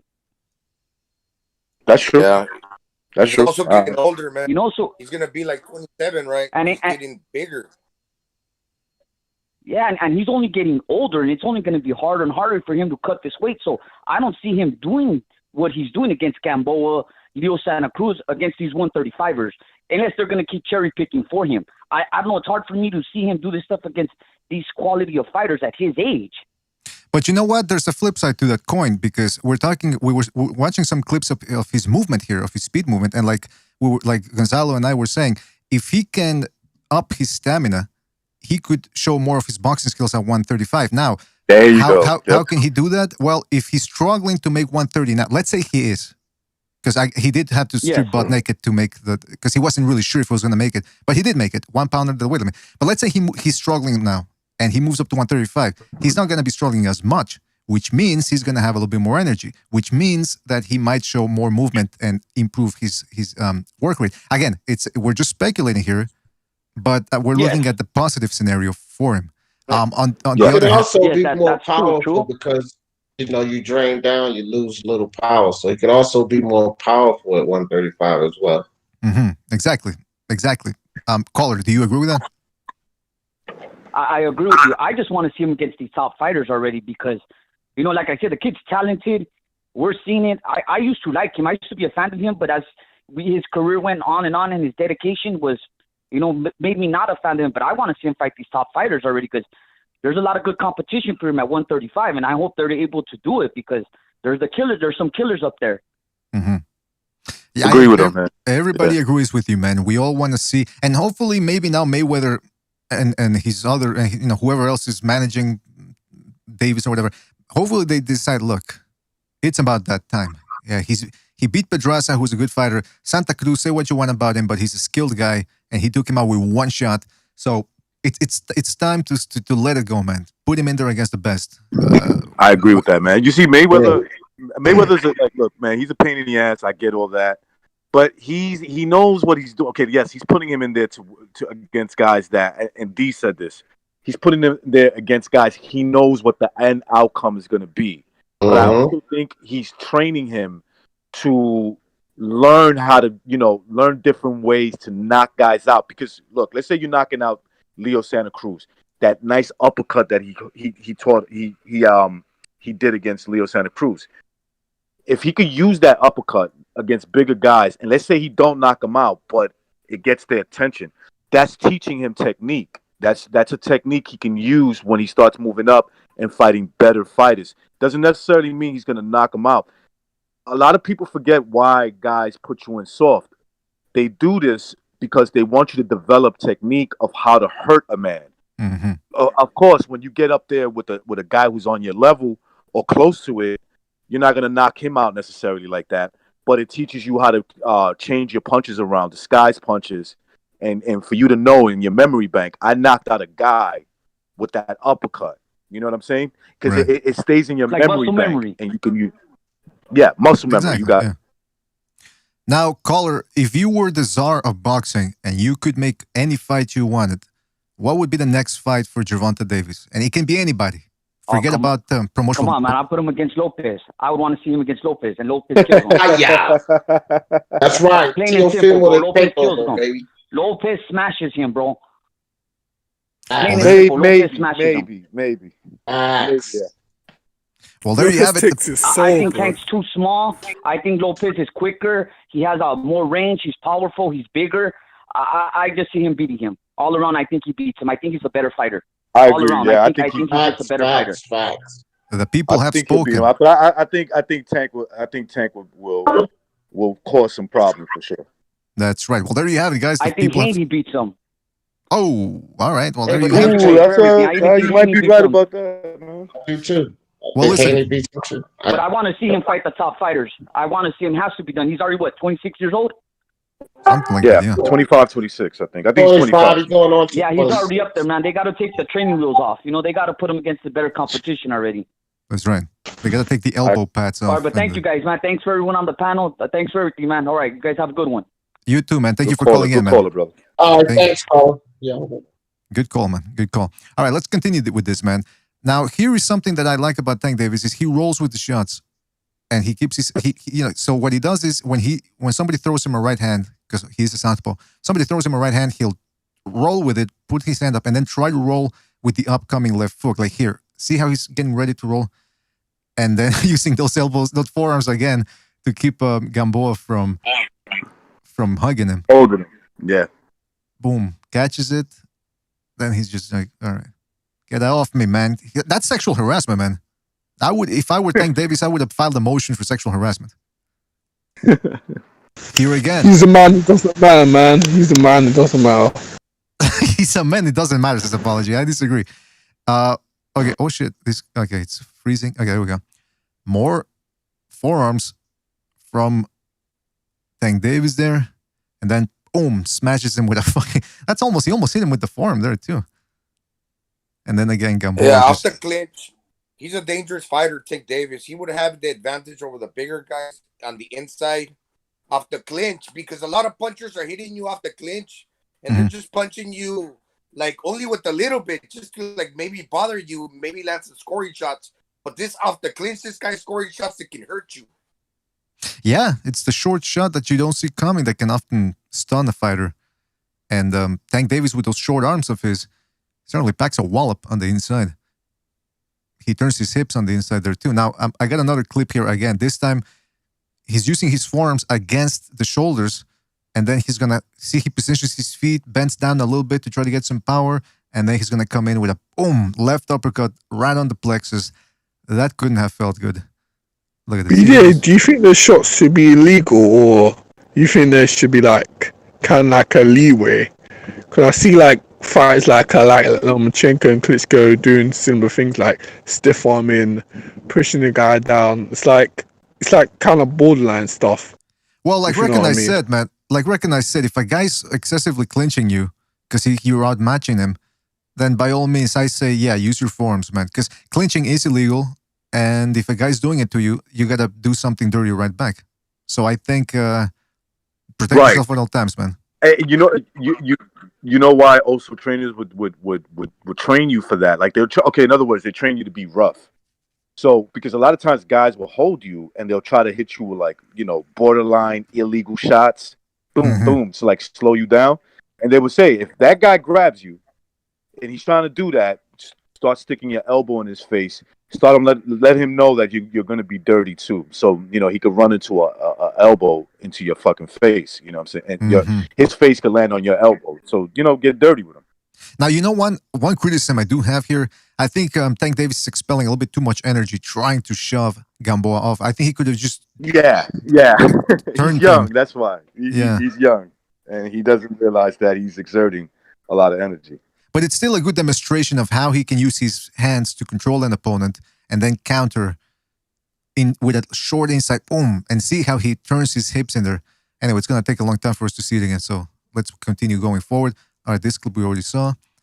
Now, somebody asked whether he's got a right hook or a right hand. Now we're going to take a look at how he can lead with the leg right or counter. See him. Because again, this is going to be very important because if he takes on a fast guy like a Haney, Teofimo Lopez, or Shakur Stevenson, that's not going to work against them. Yeah. Too long and they're fast. Yeah. It could work against Gary Russell Jr. if that fight happens. Yes, it could. But You know, Ryan Garcia, you look, I know he looks kind of soft and he might be, I'm not sure. But that kid is still growing. You know what I'm saying? He's still growing. So he might have the best upside out of all those guys. Mm-hmm. He might.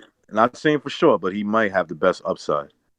Yeah, that guy will end up, I don't know, maybe at middleweight, maybe. Oh. Yeah, he wobbled it. Boom. He's like 5'11" tall, man. He looks strong now. Dang, he's De La Hoya size. That's what he is, bro. Now, De La Hoya was packing more based on the photos. Yeah, guys, oh, you're talking about the weight. Okay, yeah. I thought you were talking about All right. Now, okay, so we get it here. He can box with people the same size. He can control the range with that lead hand. Now here, look at this fucking punch here. Boom. Steps in with an overhand right. See how he comes from a downward angle? Like he shoots it downwards. Oh, just steps in under poor Gamboa. Didn't see it coming, man. And it stunned him. That's a jailhouse punch, bro. That's what the fuck he hit him with. Yeah, that's why I tell guys, man, Tank has skills. I don't understand what you guys are not seeing. You know. No, I always said the kid has skills. There's no doubt. Not you guys. I mean these Yahoo. Yeah, there's a lot of people that over exaggerate. Yeah, I know what you mean. But like they don't like a guy and they start like over exaggerating. Oh, he's got no skills. Like, nah, that dude would knock your head off. And then they say you're a Tank fanboy. I don't even like Tank Davis. I'm not a Tank Davis fan. I'm disgusted by Tank. He's disappointing. I used to be a Tank fan, and I'm disappointed. So no, I don't like Tank. I like Teofimo Lopez. You know, I that's like the him. beauty. I like him. I like beauty his of fighting skills, but I want to see him against better competition. I'm not gonna lie. That's the beauty of looking at clips because they don't lie. What you see is what you get. People can talk about, well, this guy's scared, this guy's shaking, this guy's the best, this guy's the best thing since sliced bread. Let's look at the evidence. What does it say? And right now, we're looking at Tank Davis' skills. We're also going to be taking a look at his weaknesses later on to keep it fair. But, I mean, you can see that he's got craft in That's there. a nice punch, yo. God, but you know what it is with skills, man? There's a lot of people out there that if you're not perfect, you're not skilled for them. That's how some people think. That's how some people say, unless you're Floyd Mayweather. I mean, when you're dealing with human beings, man, there's no such thing as perfect. Lomachenko and Terrence Crawford can't be the standard. Like, stop it. Y'all can't make those two guys the standard. And even those guys have I mean, but even Lomachenko gets hit. You know what I'm saying? Like I know, but I'm just being like offensively. You can't expect everybody to be in there with that type of footwork or Terrence Crawford punching guys in between punches and hitting the way he does. You can't expect that shit from everyone. Like, come on. Lower the standard. Just lower the standard. Now, here we see him unleashing those uppercuts of his. This is a nice little short uppercut, boom, because he saw Gamboa just with his guard up. Those are heavy. They're like fucking heavy uppercuts. Snapping that head back there, man. Look at that. Boom. Now, I want to show another clip here. All right, there we go. The legs. Because see, this is how you throw an uppercut. You sit down on it just slightly and boom, then you come up. Unfortunately, for some reason, the clip cut shorter because I wanted to see the follow through. But I mean, you get the point. The uppercut is a great punch because you don't necessarily have to put too much into it so that it becomes. You just got to push off of that back leg. That's all. Exactly. By the way, people, power generated through that back leg and whack out. That's put right. It on. By the way, fellas, don't forget, everybody listening, we do have the phone lines open so you can call in and give us your comments on what we're seeing. We're talking about Tank Davis. How good is he? What are his strengths, his weaknesses? We're going to get to that as well later on. Now, this is the... Now, you see what he does here. It's hard to see because we're not looking at his feet, but he's shifting essentially here. Look. See, he's righty. That's what he hit Leo Santa Cruz with. Mm-hmm. Exactly. That's what he hit Leo with. See, he's walking. Slip the jab, bow. Slip the jab. That's exactly what he hit Leo with. See what happened to a 135 pounder? Mm-hmm. He didn't just drop like a sack of potatoes. Same punch. Go back and watch Leo Santa Cruz fight. He hit him. He slipped the jab and hit him with that same punch. Bow, right there. We're gonna watch that clip later because it's in the archives here. Now, I mentioned the fact that when you throw an uppercut, you don't necessarily have for it to be hard, but you can load up on it. And if you're fast, you can get away with it, and guys don't see it coming like this. Boom. So that's what Tank Davis has as an advantage. He's quick and he hits hard, and he can get away with loading up on shots. And again, yes, it's Gamboa. He's old. His reflexes aren't as good anymore. And because he's fast, like you said, the way his reflexes. You see how he pressures Gamboa to go back, and Gamboa can't see the opening when he's trying to load up for the uppercut. Just, like in other words, to swing his what is he, lefty? His right here. Look, he could look at the opening for him to land something, but he's just so afraid. But it's the pressure that he's putting on him that got him not thinking. He's not. Think about this. Recognize left hook. Teofimo Lopez. Yeah, that might be. Take on the ground. That might be a big problem right there. But see, this is the problem. This is like the Mayweather school of boxing. A lot of these guys look up to Floyd Mayweather, and like Mayweather could get away with one shot at a time. These guys can't. If they want to, well, actually, we'll look at that later on. But when we're talking about pressure, here again, okay, this is the final blow. If you look at his legs, again, he's walking, shifting essentially, and then boom. This time he didn't slip the jab because nothing came forward. The target was right there. But look at that beauty of a left. Boom. He's trying to end it right there, and he did. Again, look at this. Walking, loading because up. He's back. Yeah, because the reason he could do that is because he's backing them up. They can't see the opening because they kind of like just worry about what he's gonna do. Mm-hmm. By the way, this was he could deceive them. He could deceive them, BDA. I got Ryan or Teofimo just coming with that left and knocking Tank out when he does. That could be a problem, bro. I'm telling you, Ryan's check left hook is quick as hell, and so is Teofimo, like lightning. Even BDA noticed that, how fast he comes off of that. And I got Tank trying to pull that move on them, plus they longer than him too. I got them knocking him out right there. Boom! Even Gamboa reached for it. Who did you say? Reach for it. Who did you mention could knock him out? You said Ryan Garcia. You mentioned Ryan Garcia, and who else? Teofimo Lopez. Because they both did left hook. Look, see? Gamboa reached for it. Now you imagine Ryan coming with that much quicker and Teofimo much quicker. Wow! See? He stuck Tank before Tank hit him. Watch it. Bang! See? He touched him. This is Ryan or Teofimo touching him. Well, we're going to take a look at that when we look at his weaknesses. Here again, just showing you how he's got defense when it comes to the weaves. Again, this is explosiveness too, because he can dip down and either turn his opponent, see their good reflexes, shying away from the shots, sliding off the ropes, weaving, stepping out. So, I mean, when he wants to go on the defensive, he can certainly do it. Here again. It's looking like Mayweather there, right? Yeah. See, there's so weaving under the like stepping back, weaving under the shots, then a pivot off the weave. Whoop! He's got good footwork, man. That was nice. I can't even lie, that was nice.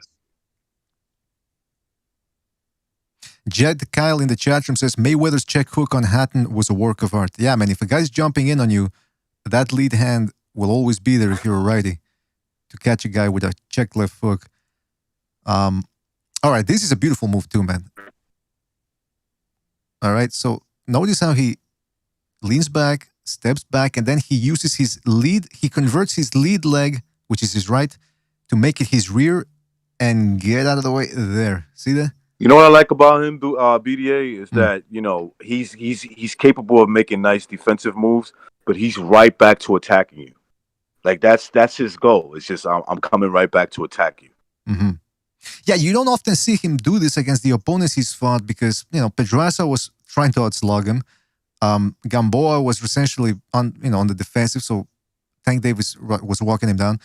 And against Santa Cruz, well, he decided to walk him down in the last 2 rounds. But this is what he's going to have to do if he's going to be fighting bigger men and he can't walk him down. He's going to have to show more of this. But like we said, he's going to have to put the defensive with the offense. Because just defensive, he's not going to win rounds. He's going to have to. Right. But this is a beautiful. We got to make him pay. Got to make him pay.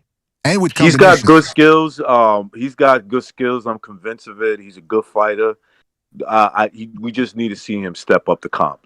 We need to see where he's at, like against top level guys. Mm-hmm. Now this is against He's Pedraza. got the tools, man. He's got the tools to make it difficult and beat some of these guys. Yeah, man. Absolutely. Look at that. Wow, look at that body work. Now, you know me. I love me some body punching. And this is what you do, man. If you got heavy hands and a guy's trying to pressure you, you try to get him to back off by... I mean, look at this. Look at how he's trying. Look, see how the blows go through the target? Like, he's not stopping at the body. He keeps going. And look at his hips. He's turning on his shots. He's trying to hurt the other guy. Boom. Boom. Fuck, look how frail he looked, though, next to Tank. He does look frail, bro. Wow. Right. I don't understand why Pedraza fought him this way. Well, because maybe, like D said, he was drained, so he can't really do that much movement. That motherfucker looked like, I told you, he looked like a damn refugee. He looked like a refugee. Pedraza had to escape Puerto Rico. Yeah. No food out here, man. Now look at this. See how he squares himself up there, throws the right hook, and then I had to cut the part here to make it quick, but then boom. See, he sets up the body shot. He sets up the body shot with a right uppercut. Like, okay, boom. Then he's gonna reset his feet. Right uppercut. Boom. Right. Almost a little Mike Tyson-esque right there. That's what. Yes. But with all fairness, man, Pedraza ain't really fucking. Yeah, he ain't. I mean, he's not offering any resistance, man. Yeah, it's true. I agree, man.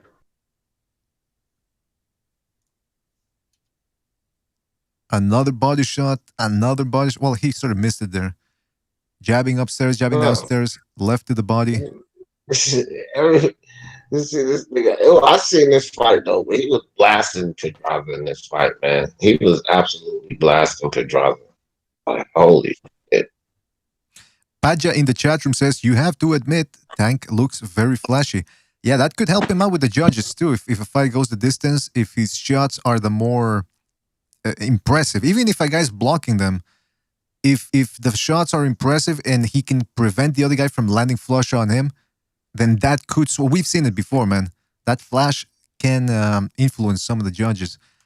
Okay, here, Pedraza was trying to pressure him after a little success he had in the 6th, but Tank Davis just started wailing on him.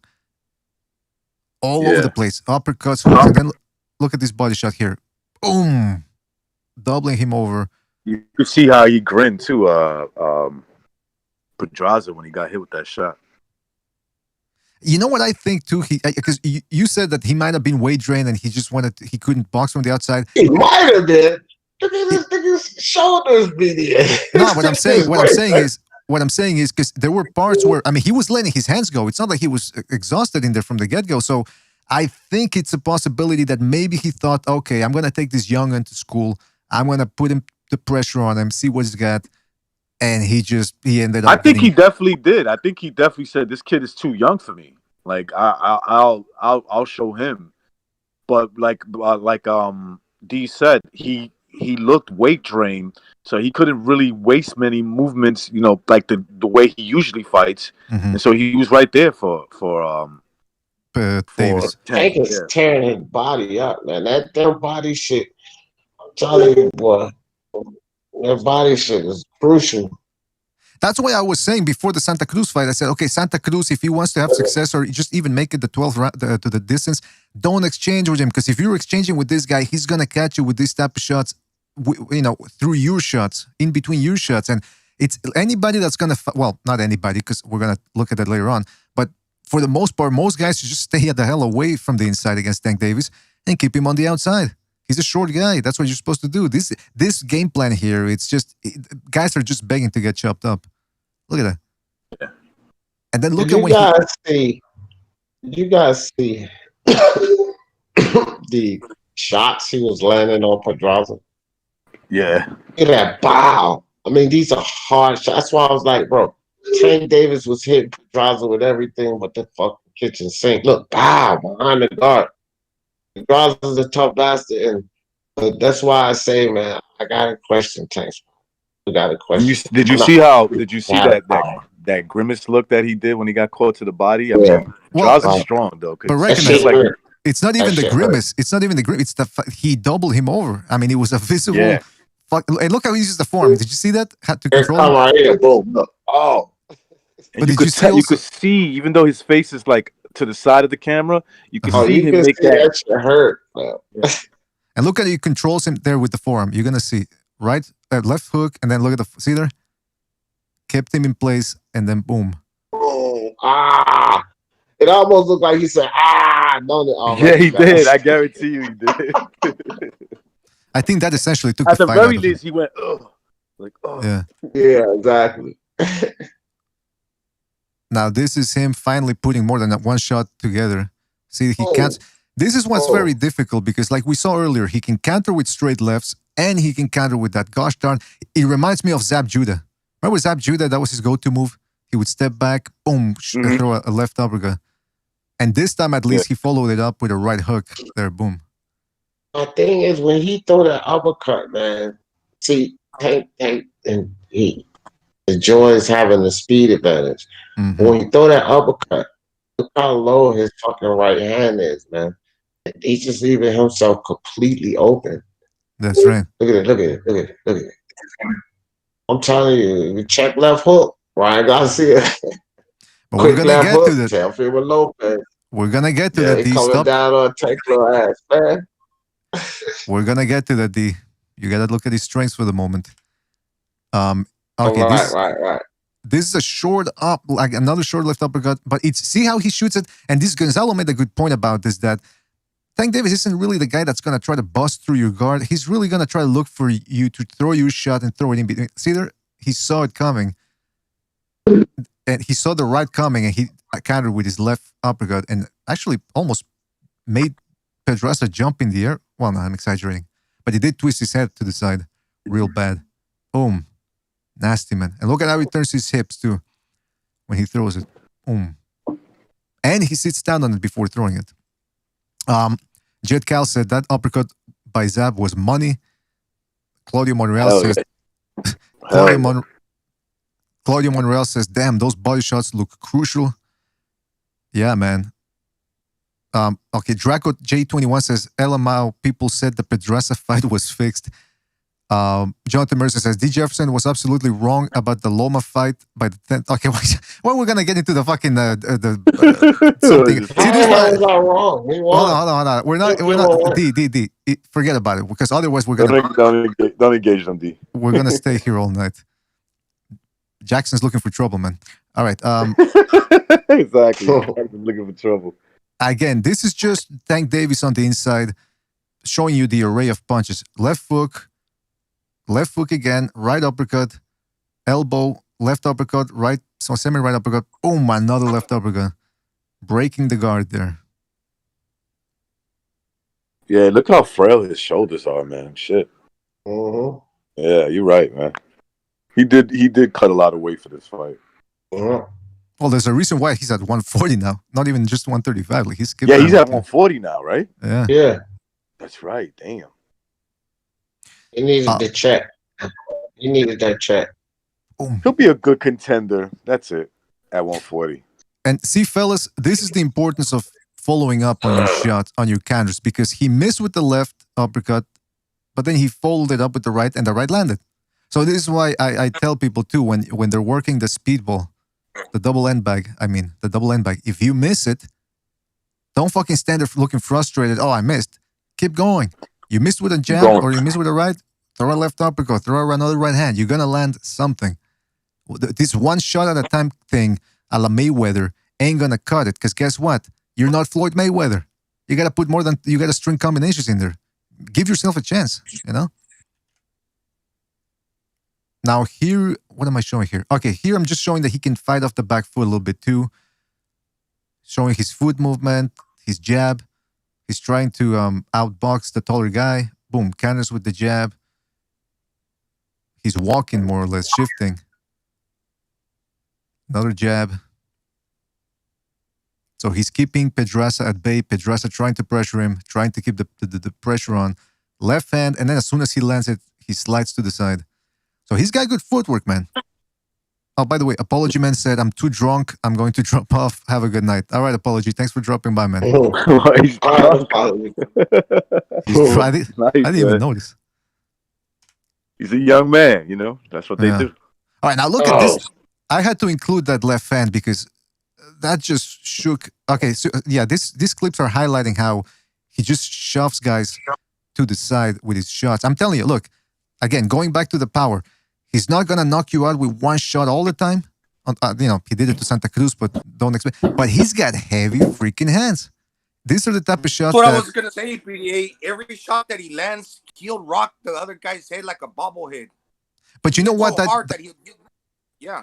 You know why that's important? Because it wears guys down. When you shake a guy's brain around, you're taking stamina away from him. So anybody that's going to stand in front of Davis, they're going to have to come up with something to avoid that. Now, Santa Cruz was doing a good job of blocking those shots for the most part. So you have to figure that at 135, this type of, like, again, there's two sides to the coin. One, either his power is going to be diminished, or two, it might actually become a little bit better because he's not going to have to cut that much weight. But that's why we want to see him in there against the best, because it's going to answer whether he's going to be able to maintain the Listen, power. Tank physically, as a boxer, he's a beast. You just need to put him in there with the tougher guys and see what the outcome comes out. You know, what comes out against guys like Haney, Garcia, and obviously Teofimo's a little bit above those guys. So, yeah, I would think that he would fare well with these guys. The question is, are they ready to put him in there now? Is Floyd ready? Is Tank ready mentally to go in that ring with those guys? Mm-hmm. Well, listen. And a big thing about the power, when he's rocking your head like that, you have to be like really focused to regain your senses to be able to counter Tank back. Because by the time your head is lifted up, your head is shook to the sides, by the time you regain your vision and are then able to gain your timing to land your own shots, he's got the advantage on the exchange, especially he's a shorter guy with the shorter arms and the inside. If he lands first, forget about fighters trying to like counter him back like Golovkin did against the Gale, where you know he's gonna hit you, but you're still gonna be able to hit him back. That's not gonna happen because he's shaking you up. For you to regain your sense, it's gonna be kind of hard against Tank. You mean Golovkin versus Gil, right? That last sequence there. Remember when Gil hit him first, but then Golovkin came back and knocked out Gil. You're not gonna be able to do that with Tank. If That shit was impressive, it's gonna rattle your brain. That for you to be able to get your footing and regain your focus and still try to have the timing to land your counter shot on Tank, it's gonna be really hard. That was an amazing highlight, though, right, Gonzalo? Yeah, but that's why if you're the heavier puncher, there should be a lot of sequences in the fight where you're the one exchanging because you want to land your punch, especially if the other guy's on the defensive. But do you see that sometimes this point, like the worst guy was Randall Bailey. He would wait and wait and wait. Nah, man, you got heavy hands. Bust the other guy up. Try to break his guard. Hit him in the arms. Hit him in on the sides of the body. Anything you can find. You're heavy-handed. Chances are you're going to wear the guy down and you're going to catch him while he's trying to keep you off of him with his shots. But a lot of these fighters, I don't know, man. That's the KO King, right? BDA. That's right, Randall Bailey. We had him on the show, remember? Oh, well, actually, that was before you guys came along. but he was one of the first guests. Sorry. Was that? Yeah. Sorry, I'm shouting because I broke my earphones last night, and then I got the aircon kicking because it's hella hot. Don't worry about it. Don't worry about it. Okay, that was the knockout. Here again, just showing you some defense from Tank Davis, upper body movement, and he's gonna slide off the ropes, I believe. Oh no, he's gonna clinch and then shove Pedraza out the side, and he regains the center of the ring. So it's a funny thing, guys. When somebody's an offensive fighter, he tends to get hit more because he's waiting for the like. For example, Danny Garcia, it's his weakness are the jabs because he's looking for big counters. But when he wants to, he's actually got pretty good defense. You know, but it's yeah. I mean, go ahead. Yeah, right. Why are you gonna bother to try to get away from a punch if you're gonna lose your footing and able to throw that counter? You know, if you can walk through that shot and you're still able to retain your position to counter and throw your punch in between the other guy's punches, sometimes you're better off, right? Because by the time you move and show display defense, if you're able to set up and punch and land that punch on that one guy that's also trying to be defensive while being offensive himself, that's a whole lot of pickle. Exactly. Now, I know there's people that say, well, what about James Toney? He was very slick, and at the same time, he could counter. But that's James Toney. I mean, that's one of the all-time greats. You know, it's not everybody can look perfect looking for offense while staying defensively responsible. But what I'm saying is, if Tank Davis can start working more on putting both together, because again, we're almost done here with this. We're going to look at his weaknesses, and we're going to see that punch output tends to be somewhat lacking sometimes. All right, so here is against Santa Cruz, countering with those left uppercuts of his that I talked about before. Boom. So very quick on the trigger too. Oh, okay. And this was another thing you should do. This is another thing you ought to do against a taller fighter. Make him come to you so you can catch him coming in, especially if you got quick hands. Very quick on the trigger. I will say, though, I think Lopez, not only is he stronger than Tank Davis, I actually think he's quicker on the trigger. How fast he is at 130 when he's in good shape. God damn.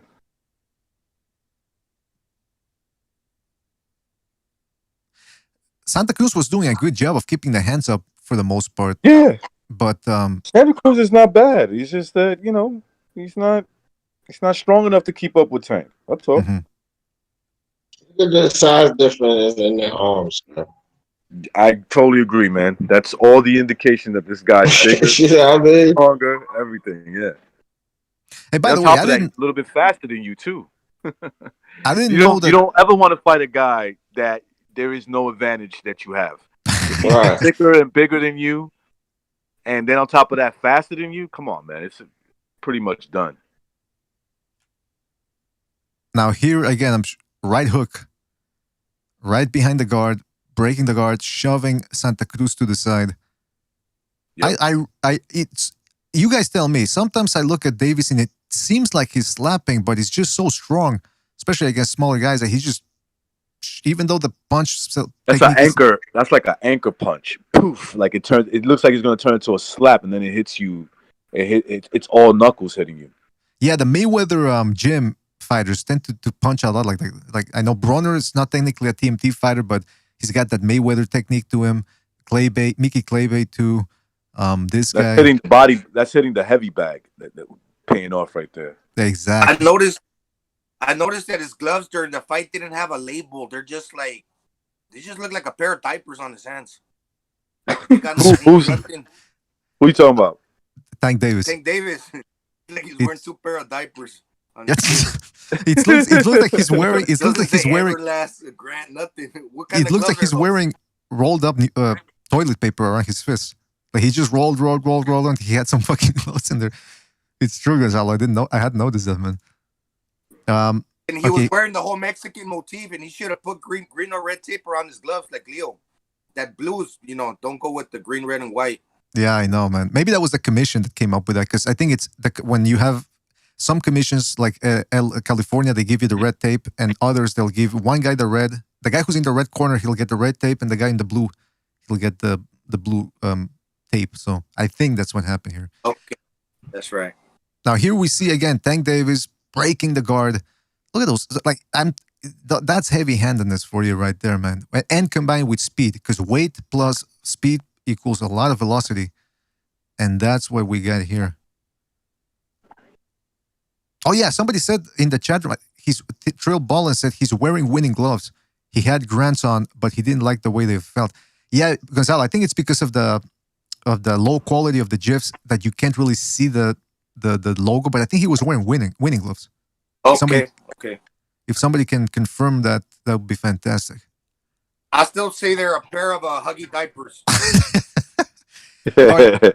Now, this sequence created a lot of excitement from the crowd, but if you look at it in slow motion, Tank Davis did a very good job of moving the head, parrying the shots.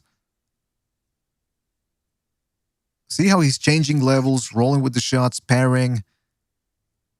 And it all stems from a circular motion. Again, look, circular motion. Side, up, down, up, back.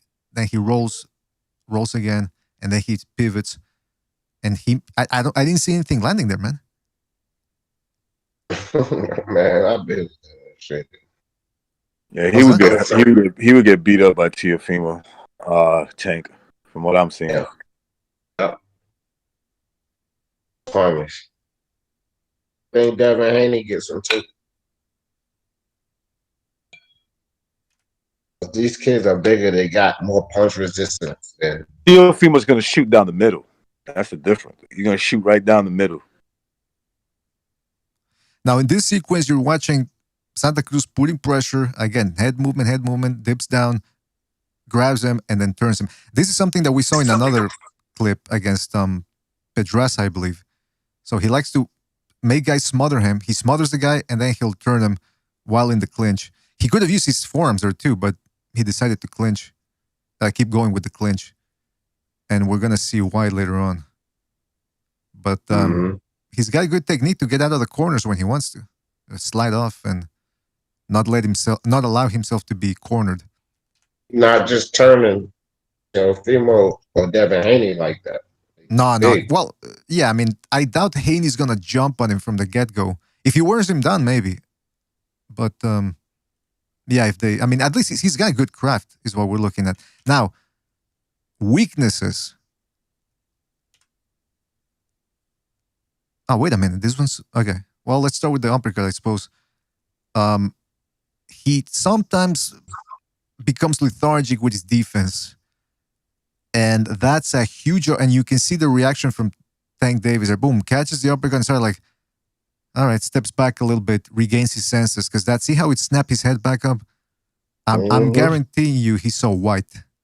He saw stars when he got hit with that punch. Boom. Because this was the third round. And usually he was being more aggressive.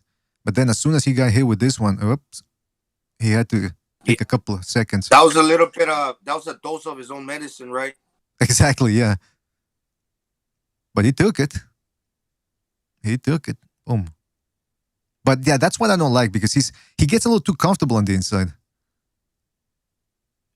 Now, this is I think this is the stamina issue. This is the 6th round. And then Pedraza was putting pressure, and then, whoops, look at Tank Davis clinching there. This was a Tank Davis that was in shape. This was his first big fight. I think it was a title fight, right?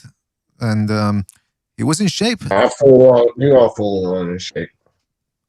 Was that? That's full on in shape. He wasn't in shape? He was struggling. Well, I don't know if he was in shape or not, man, but what I'm seeing here is him tired and clinching. Not even trying to spin him anymore like we saw earlier. Not punching back, just taking the shots and then just saying, you know what, fuck this, I'm getting hit here, I don't like it, let me clinch him. And this is just the 6th round because let's talk about it right. Well, actually, I'm going to show you a clip and then I'll mention that. Here, again, misses with the right, clinches. This is the 6th round again. This is the beginning of the 6th round. 30 seconds in and he's already clinching. He puts a lot of mustard on his shots. And because of that, there's times where he's got to take breaks. And this is not good, man. If he's in shape and he's still throwing hard takes a lot out of him. That's going to be a problem at 135, man. And it's going to be a problem against young, strong fighters at 130. Like if he fights a Shakur Stevenson, for example, who's not going to let him get away. Like they're going to keep putting that pressure on from the get-go. Because Shakur Stevenson, okay, he really hasn't beaten any pound-for-pounders. I know that's the criticism. But he's young, he's strong, he's fast. See, that's what we're talking about. Shakur Stevenson, for example, Devin Haney. Tank Davis is not going to have the speed advantage. He's going to have to show other intangibles in there. Right. Now, here again, he catches a right hook.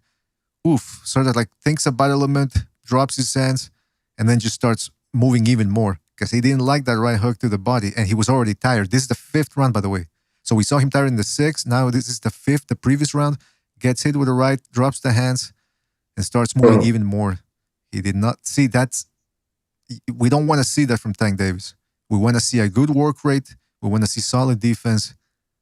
And we want to see him imposing his style on the other guy. Especially if Pedraza, like we keep saying, he was weakened here. And this guy's younger. I'm assuming he's younger, Tank Davis. He's supposed to be the stronger guy. Meanwhile, by the 5th round, he's already running out of steam a little bit. Now, here, this is what I'm talking about. Pedraza's baiting him, making him miss. Tank Davis threw 4 shots, 5 shots, 6 shots, 7 shots, 8 shots, 9 shots. Okay, that's a lot of shots, 10. And now he has to back that up.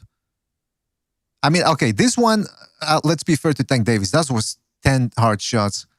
Like, I understand if he wants to take a little break in there, right? Yeah.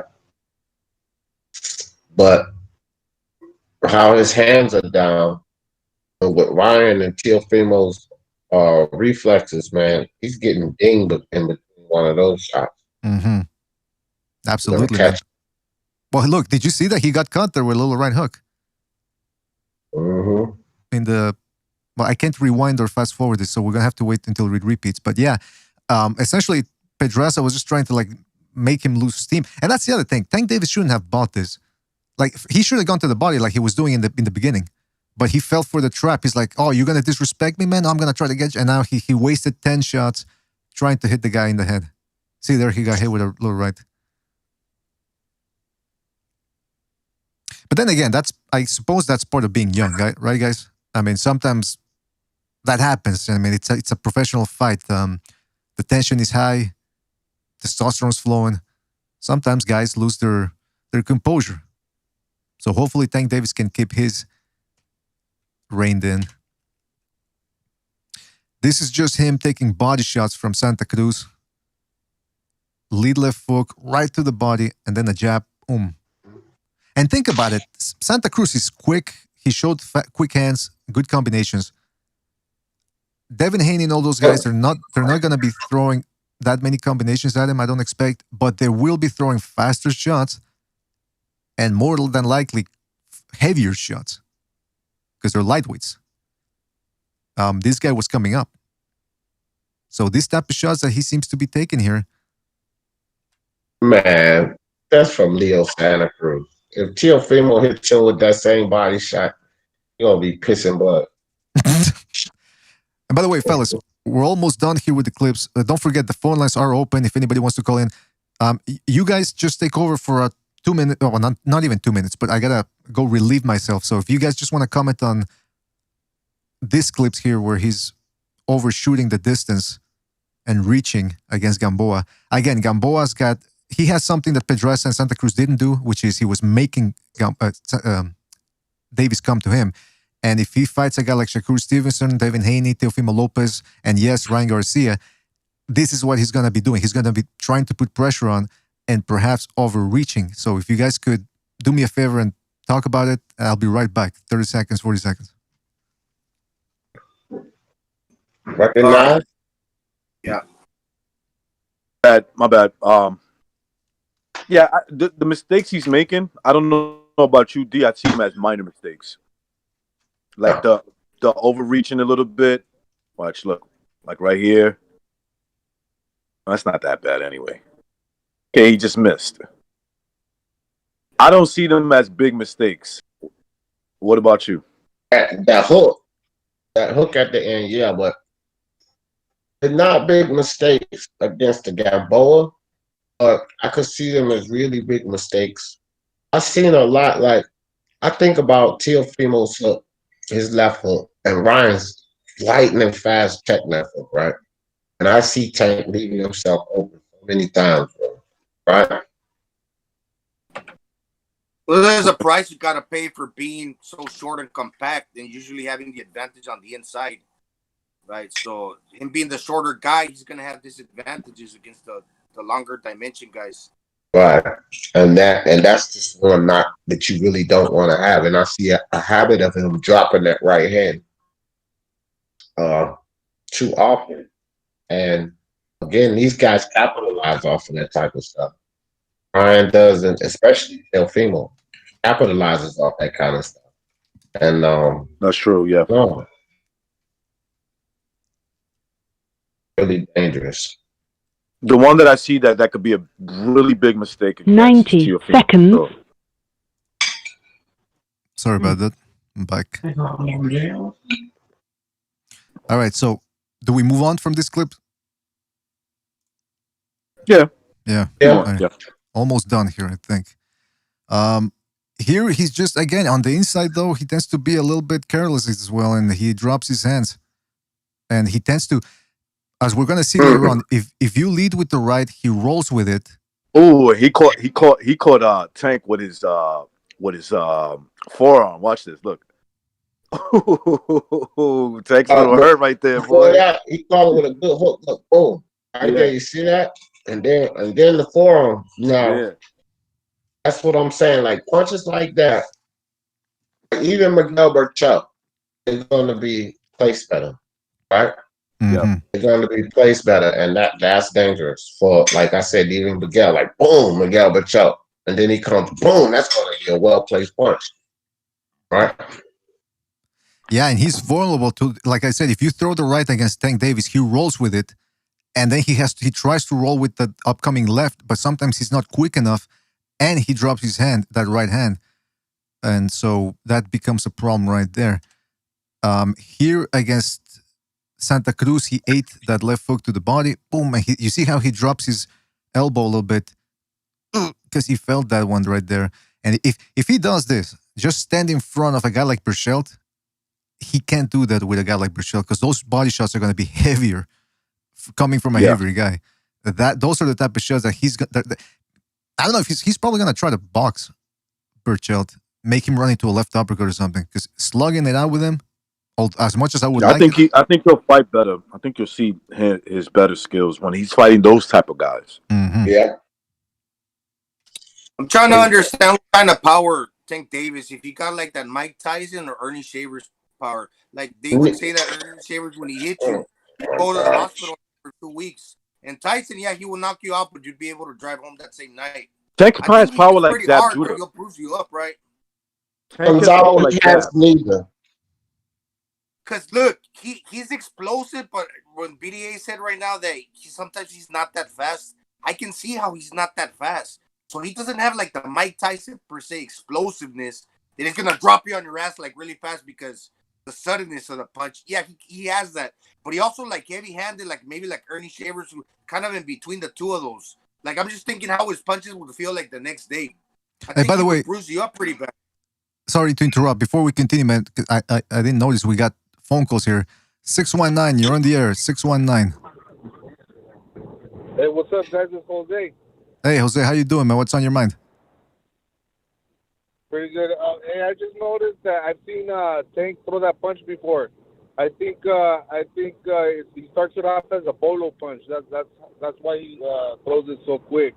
Because he throws it like a bolo punch. Am I right or am I wrong? Yeah, you're absolutely right. Oh, by the way, you're right. I forgot to show that because I misplaced the clip here at the end. This is the knockout blow. Hold on. Jose, you sound like Gonzalo. Yeah. No, I just noticed that when I saw the punch, everybody's thinking, "Oh, that punch, that uppercut," but that's his punch. That's one of his punches, the polo punch. I've seen him throw it before. But I think this time he threw it all the way like an uppercut. Absolutely, man. That's true. Sometimes he'll switch it up, man, and throw it like a hook. Here in this That's clip, that Seferino Garcia punch, right? The Filipino. I don't remember that punch, man, from Seferino Garcia. Yeah. But here I'm just showing you Santa Cruz jabbing and catching Davis. See, and this is just timing. Timing beats speed. And you got to wonder. Was the heater on? What was that? All right. By the way, Jose, anything else you want to say, man, before we move on? No, that's all. Well, what do you think is more powerful? That punch or Teofimo's overhand, right?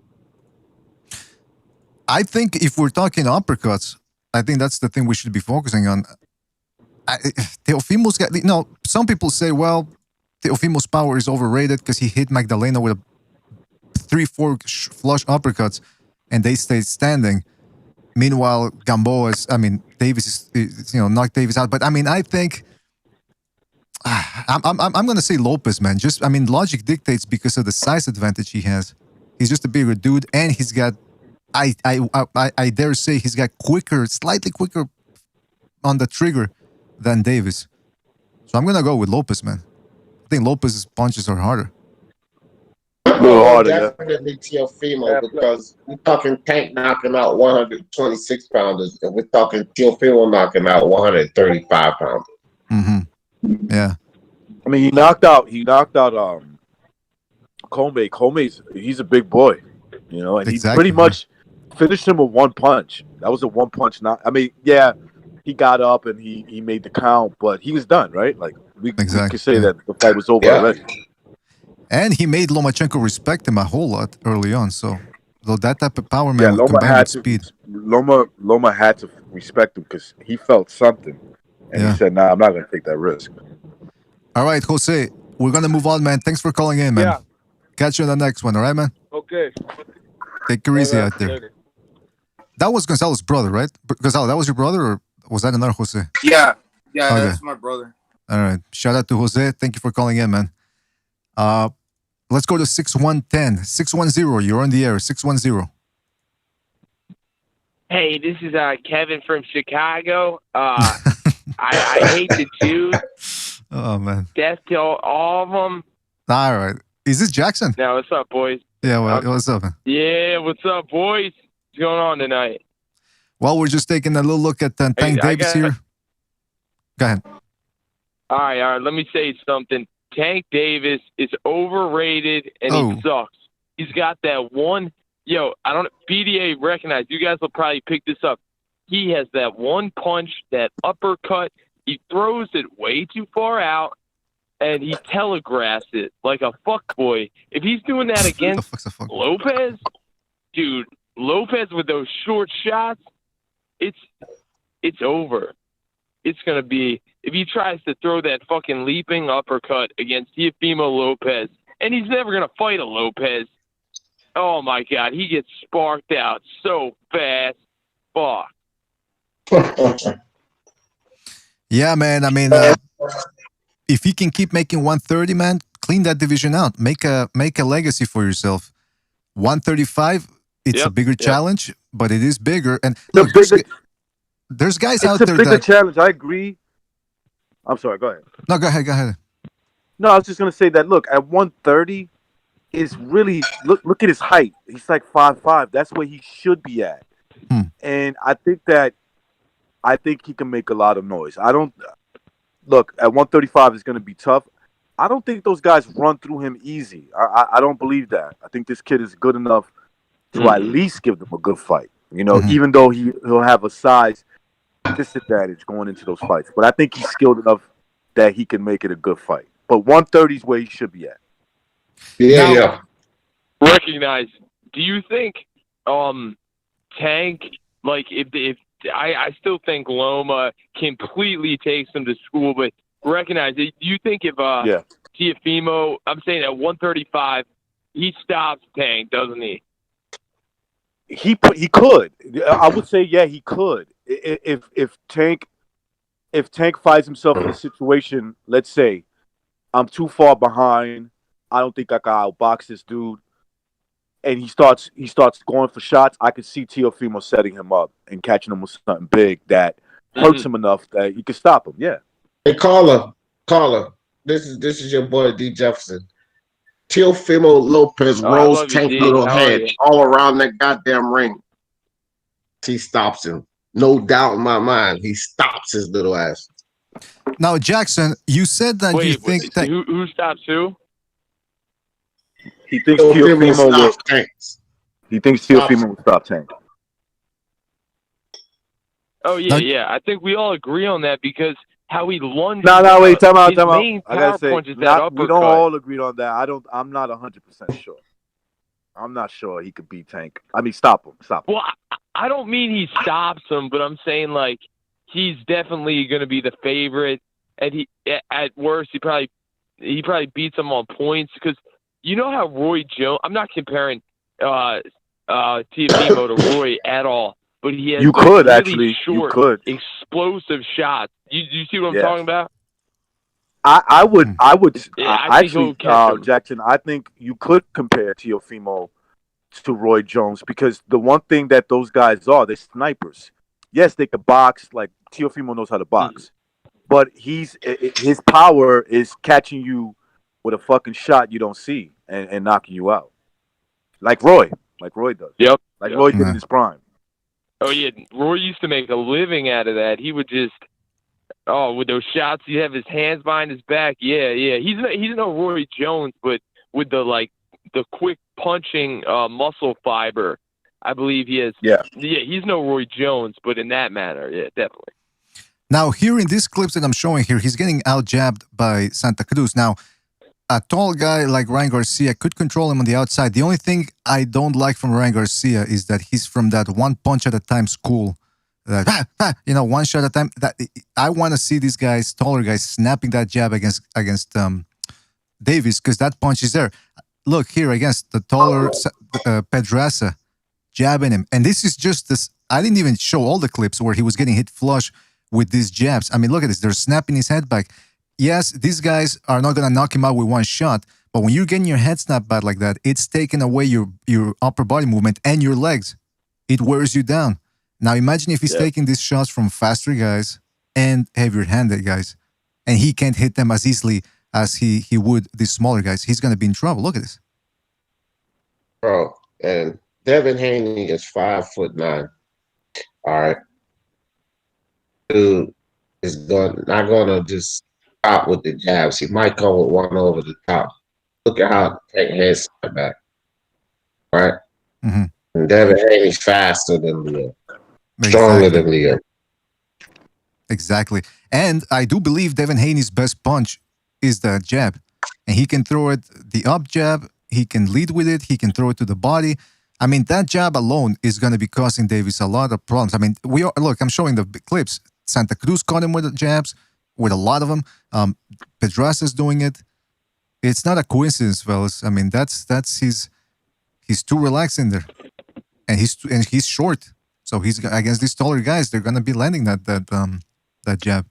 And Jackson, by the way, I wanted to ask you, man. You mentioned that you think Davis is. You said he's overrated, right? But obviously he's. I mean, yeah. How can he be overrated though?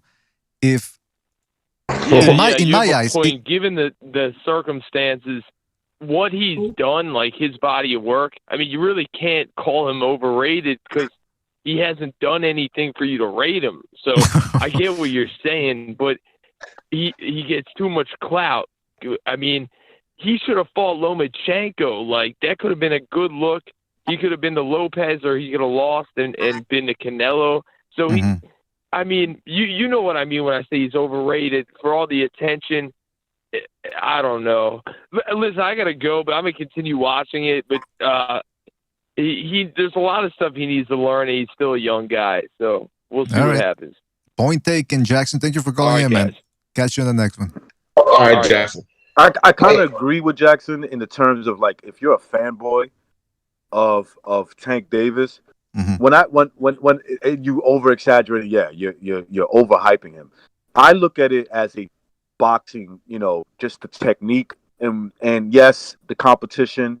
But at the same time, even though the competition is like these are guys he could beat, I still look at the technique and try to translate that to what if he fought guys like Teofimo, the guys that we've been mentioning, the Lomachenkos and stuff like that. Yeah, the thing is this, like, I'll go up the line. Teofimo got 3.5 advantage, 3-inch reach advantage. Evan Haney got a 4-inch height advantage, 4-inch reach advantage. See, he got a 4-inch height advantage, 4-inch reach advantage.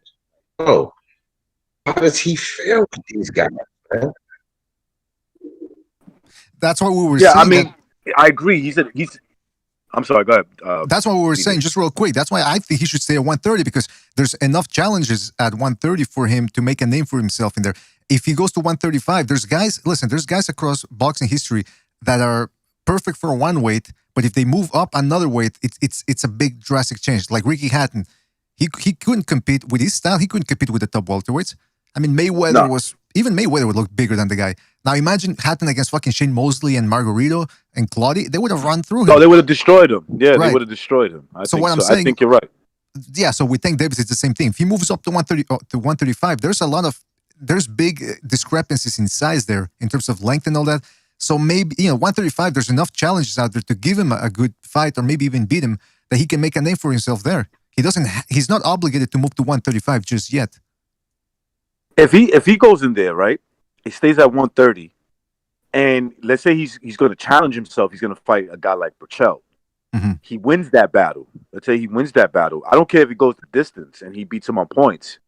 It's a step in the right direction. Then if he does really good at 130 and he's like, look, I want to move up to 135, not because I can't make the weight.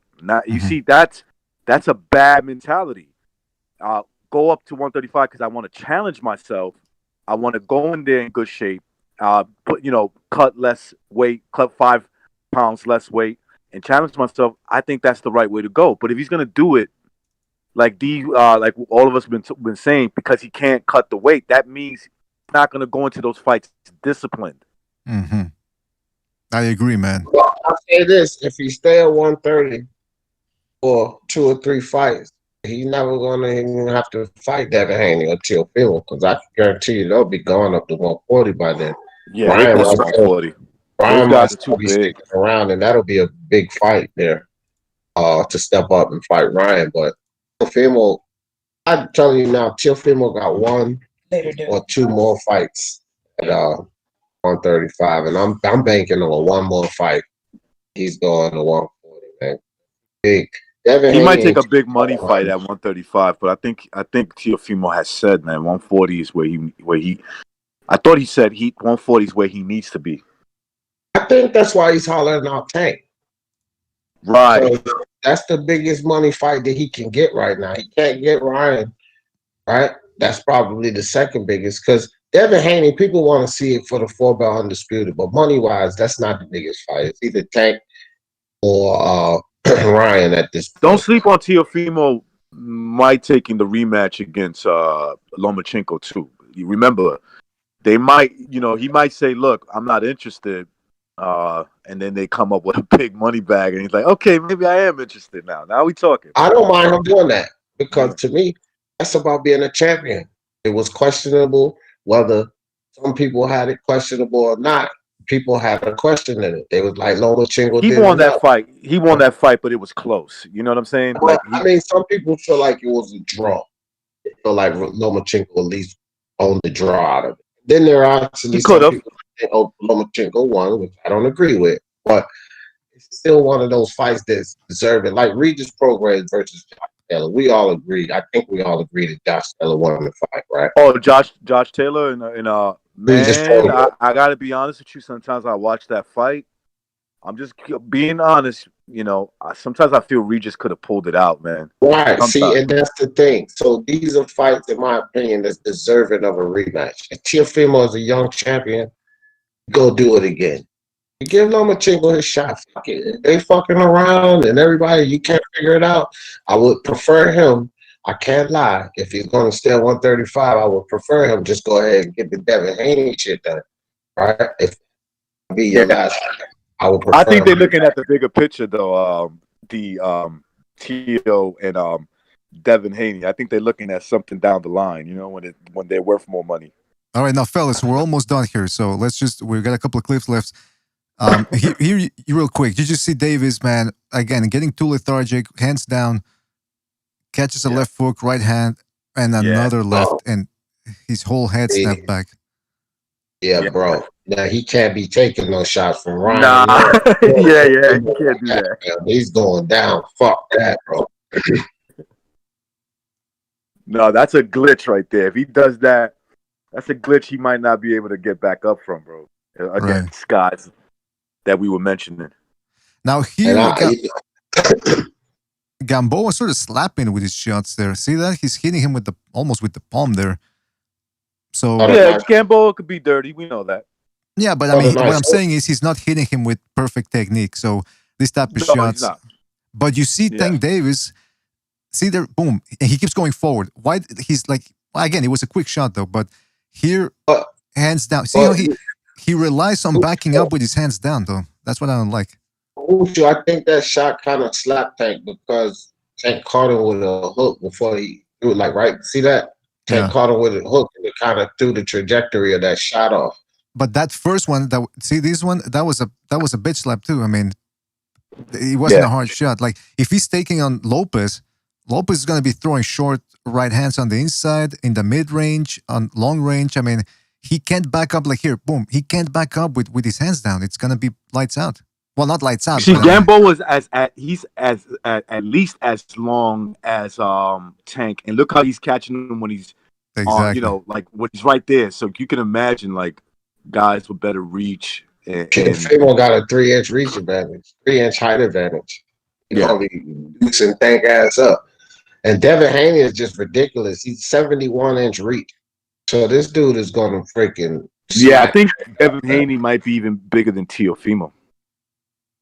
Well, he's 5'9", a solid 5'9", probably like 5'9" and a half. Teofimo is 5'9", 5'8" and a half, right? So he's probably something like that. Teofimo, but he's definitely got a longer reach. He's got a 71-inch reach. Teofimo's only 68 and a half, 69-inch. Either way, they both got a longer reach than Tank. But and it's just Tank is like 65-inch reach, right? So.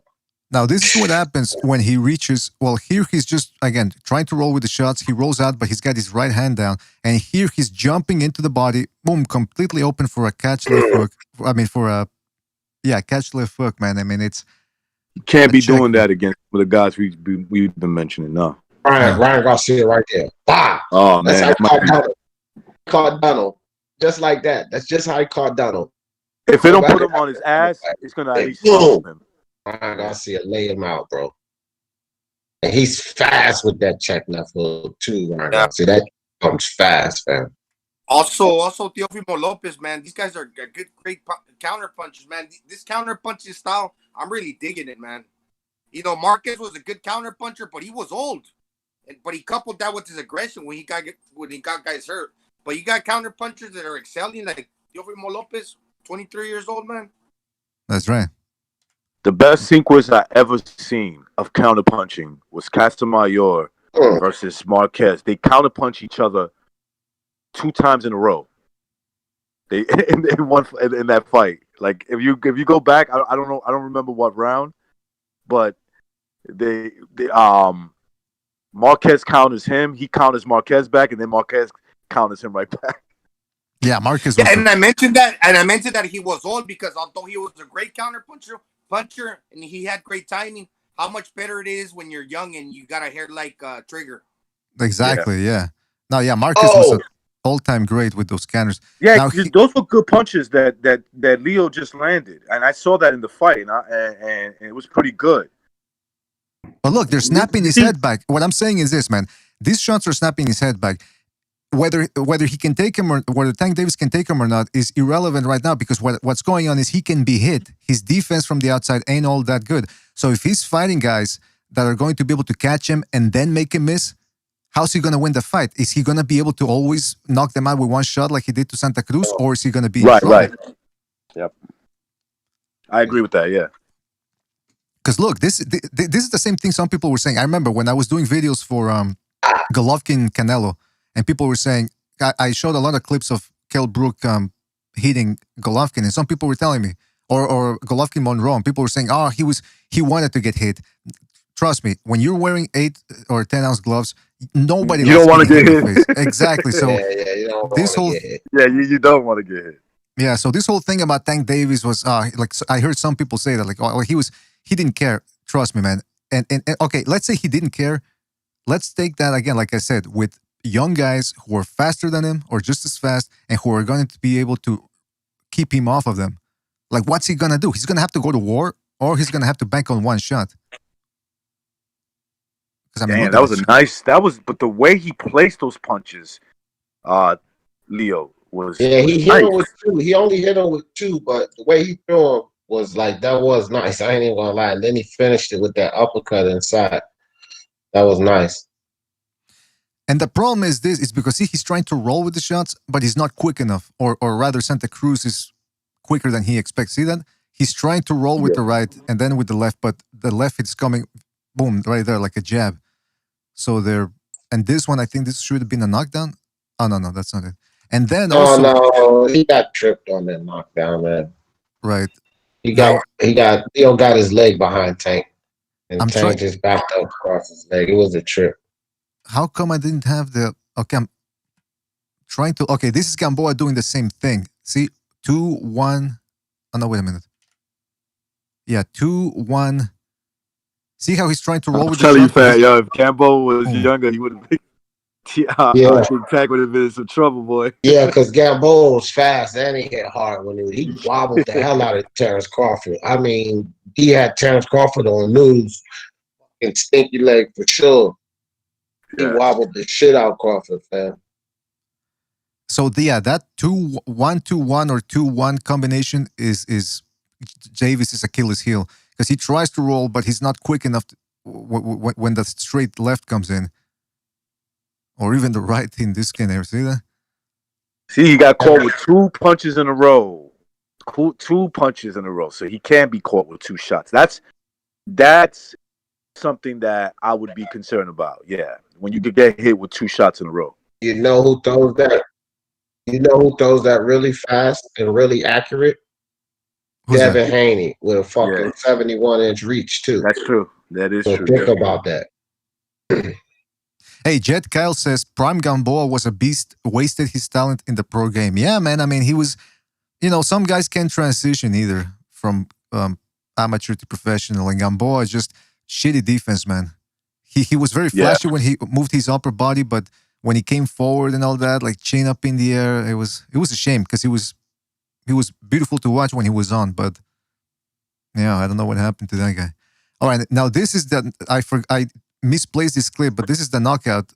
We should have seen it. Yeah. Now, Christ, bro. Like Dee said, when we were watching the uppercut that dropped Gamboa, look at his legs. He's essentially, he's very aware, catching the shots. Now he turns righty. No, sorry. He was righty. He was squared up there. Yeah, he squared up. And then he turned lefty again, and then boom, went over slipped the jab, boom, left uppercut. And he loaded up on that motherfucker, man. Look at that, boom. But it's quick, so he gets away with it. Yeah, he's double fisted. He could punch hard with either hand. Mm-hmm. That's a gift. That's a gift that that if you're a boxer, you would love to have. He could hit with both hands, just the same. Wow, that was a great knockout. Well, who takes it? This one or the Povetkin one? Povetkin might be a little bit more fancier. I say Povetkin. I like. Yeah, it was a little bit more like.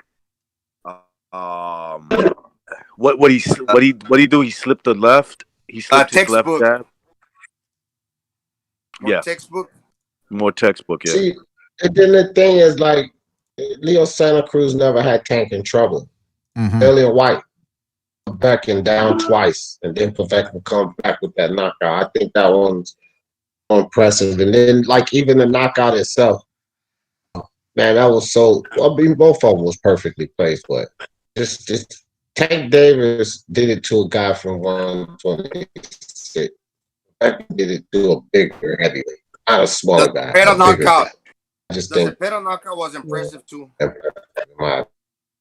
I like this one, man. I like this Gervonta Tank Davis knockout. It was nice, man.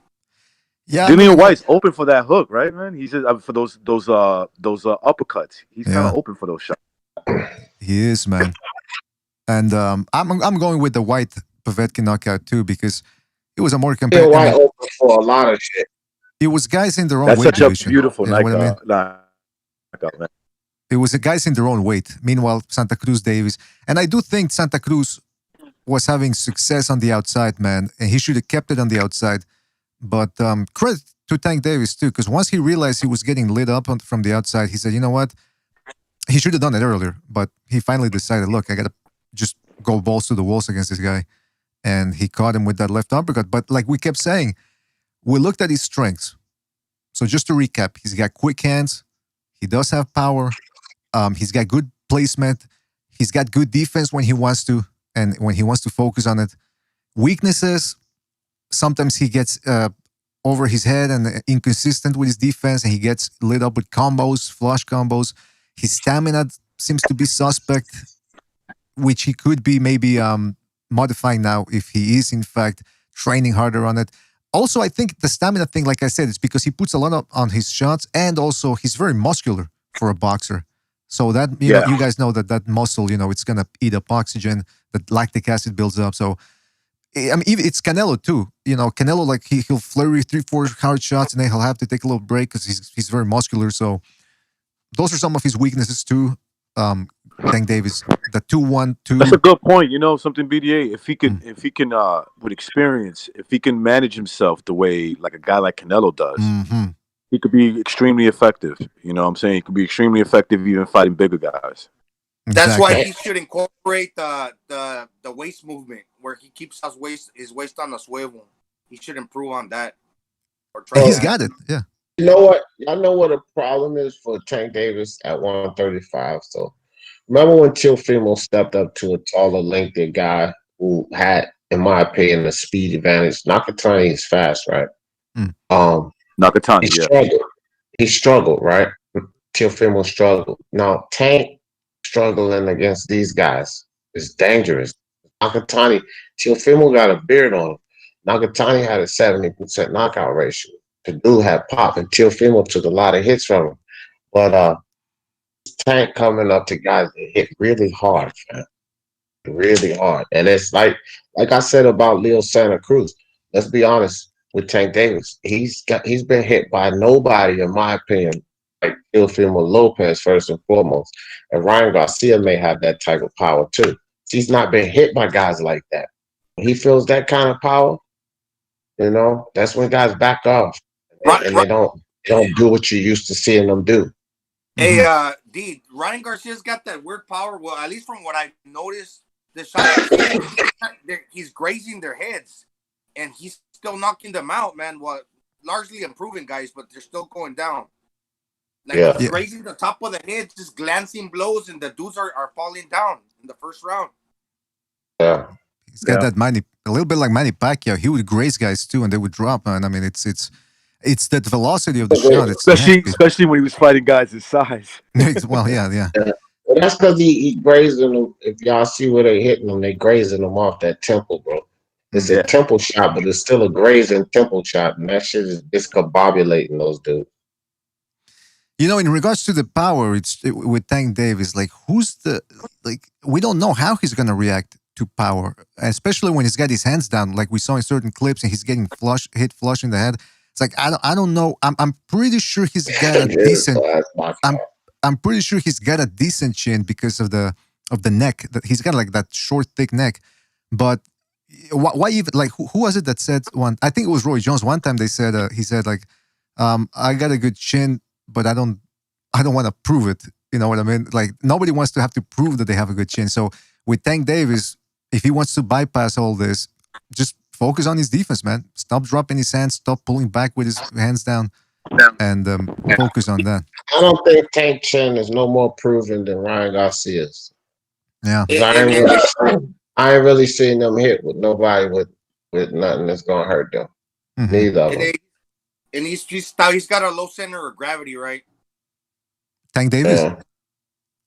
Yeah. Just think of a car like a Camaro. It's so wide and low to the ground. It's hard to flip over.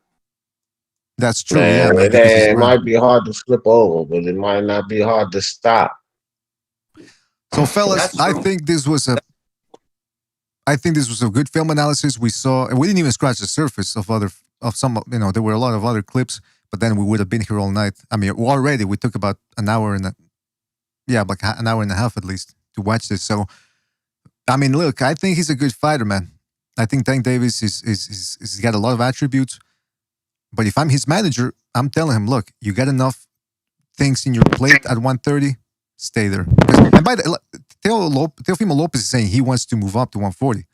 So by the time Tank Davis gets there, if he gets there, perhaps, and then we got to deal with the whole PBC top rank thing. So I don't know. But listen, we're gonna get some final comments here. D, if you were the czar of boxing and you could make any fight you wanted, forget about the promotional divisions, blah blah blah. Who would you like to see Davis in there with next? Either Gilbert Choate or Devin Haney. It's gotta be one. You gotta pick one.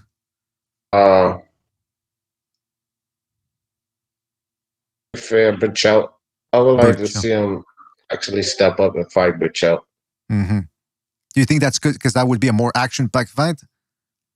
Well, I just think I think Tank could win that fight. That's a winnable fight. I think Tank will stop Choate, but this will actually be a valid fight. I don't really give him validity on any of these other fights. I'm sorry, I don't. Leo was too small. Gamboa was old, and in my opinion, chinny. And freaking Pedraza was weight drained. And that's not even like just discrediting his fights. You could just see this in the fights.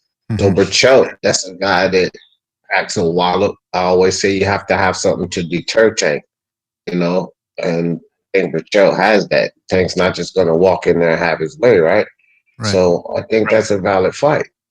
Yeah, that's why Jackson said, like, okay, we're judging him based on skills, but resume-wise, pretty thin, man. I don't understand. I think it's insanity for some of these people on YouTube to say that Tank Davis is top 10 pound for pound. I mean, that's just... Yeah, that's ridiculous. Yeah, they're trying to write their own reality, and that's not how the world works.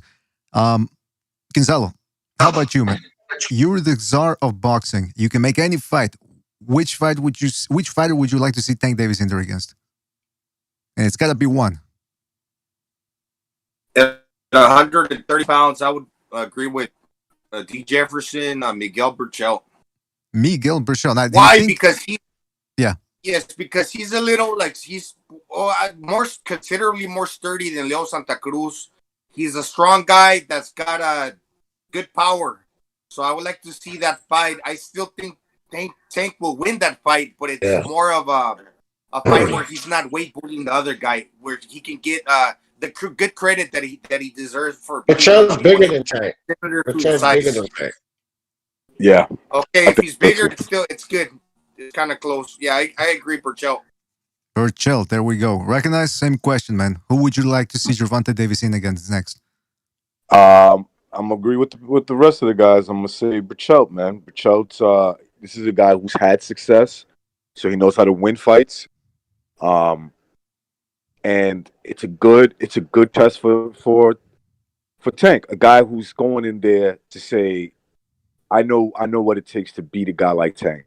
And Tank taking it away from him would be a big boost if he pulls it off. Right, if he goes in there and he beats Burchell, it'll be a good boost for him to say, "Yo, I could beat top level guys who are champions, who've had success against some of the top guys at a division."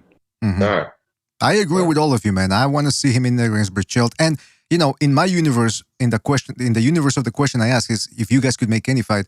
But realistically speaking, it could be a fight that gets made because if Tank Davis goes to 135, he might not move down to 130 ever again.